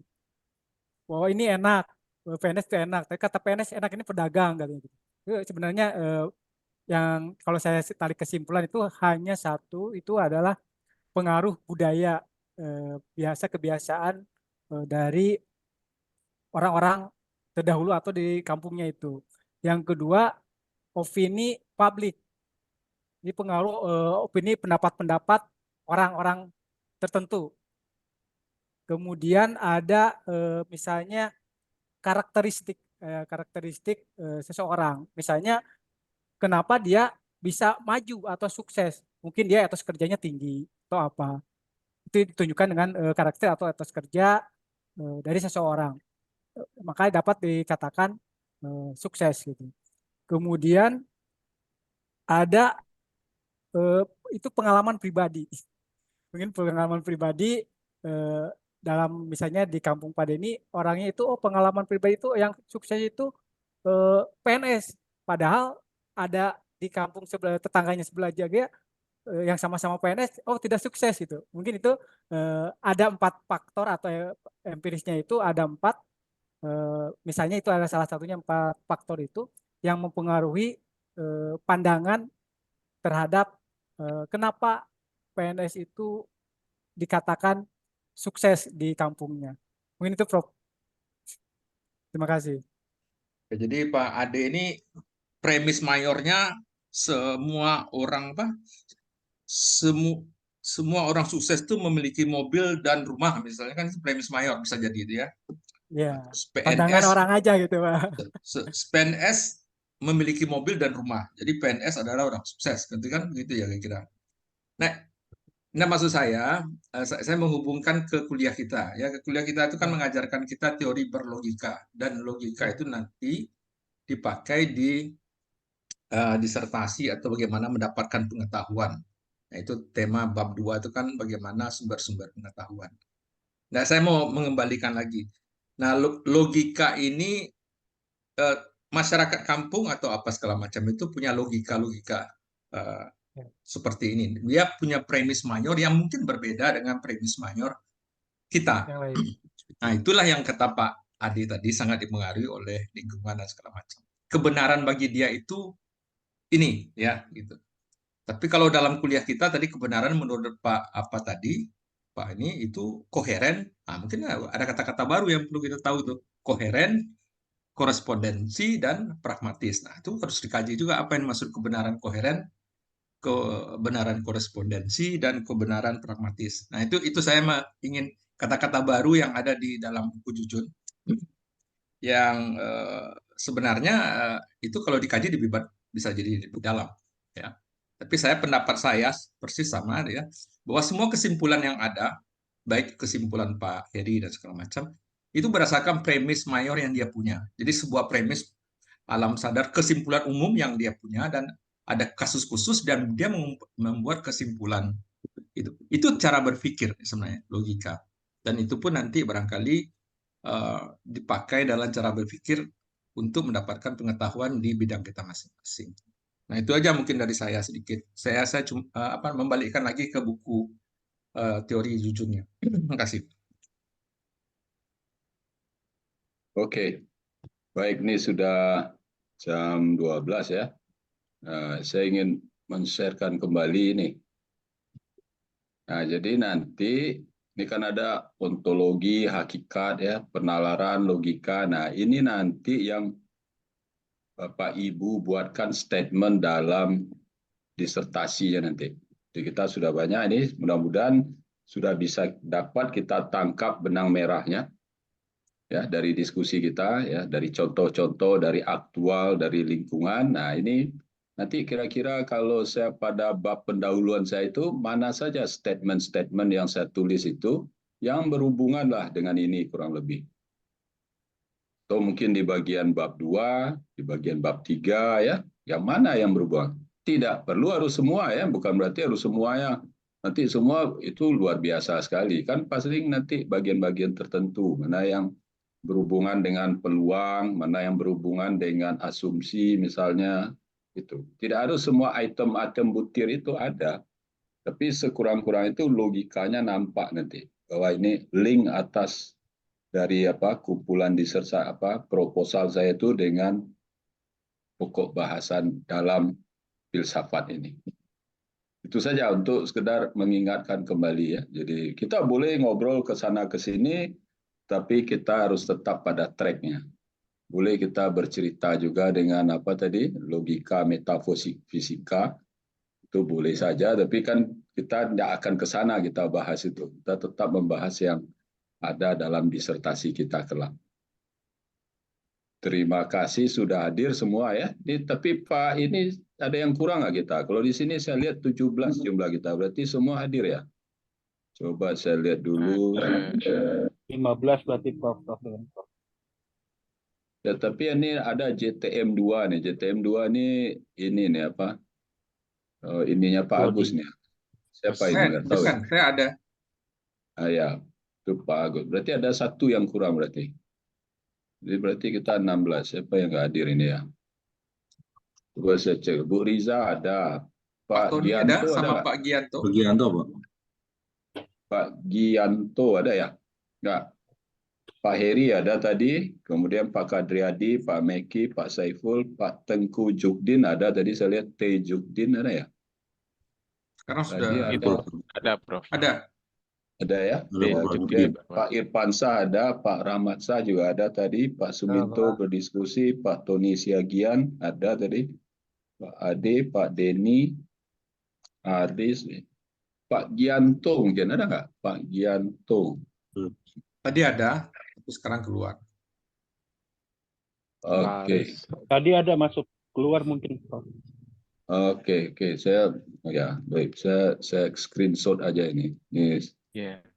Baik. Saya juga. Terima kasih sudah hadir ya. Sangat ini sangat hangat ya. Agak berbeda dari tahun-tahun sebelumnya. Ini lebih lebih bernas lah diskusi-diskusinya, dan mudah-mudahan di periode-periode berikutnya kan masih ada 4 lagi ya, makin hangat sehingga kita memiliki pemahaman dalam menerapkannya di penelitian kita, terutama di penulisan proposal nanti akan nampak. Terima kasih. Mungkin Pak Agus masih ada yang mau ditambahkan? Ini Pak Gianto ada nih baru muncul. Oke. Enggak, yang berikutnya kalau tidak salah Pak ini Ade Irfan dan Pak Denny ya, mengenai topik epistemologi. Itu aja yang mungkin saya. Ya, boleh. Jadi nanti coba digali itu sehingga ya kalau bisa dikasih kisi-kisi yang membuat orang penasaran gitu. Nah, itu jadi hot ya, jadi ramai. Tapi kalau letterlock saja gini, datar saja ya kurang hot itu rasanya. Kasih stimulan-stimulan lah, jadi menarik jadi. Ya, karena ini untuk kepentingan kita supaya pemahamannya bersama-sama kita nikmati. Ya, dan makanya nanti mohon juga nanti PowerPoint-nya di-share dulu, jadi semua langsung dapat juga gitu, sehingga membaca, menyiapkan pertanyaan-pertanyaan. Baik, Pak Agus masih ada yang mau ditambahkan? Cukup. Ya, baik, nah, sekarang giliran saya tutup. Baik, sekali lagi terima kasih atas kehadirannya, dan Banyak maaf kalau ada salah dan janggal. Saya akhiri, billahi taufik wal hidayah. Wassalamualaikum warahmatullahi wabarakatuh. Waalaikumsalam.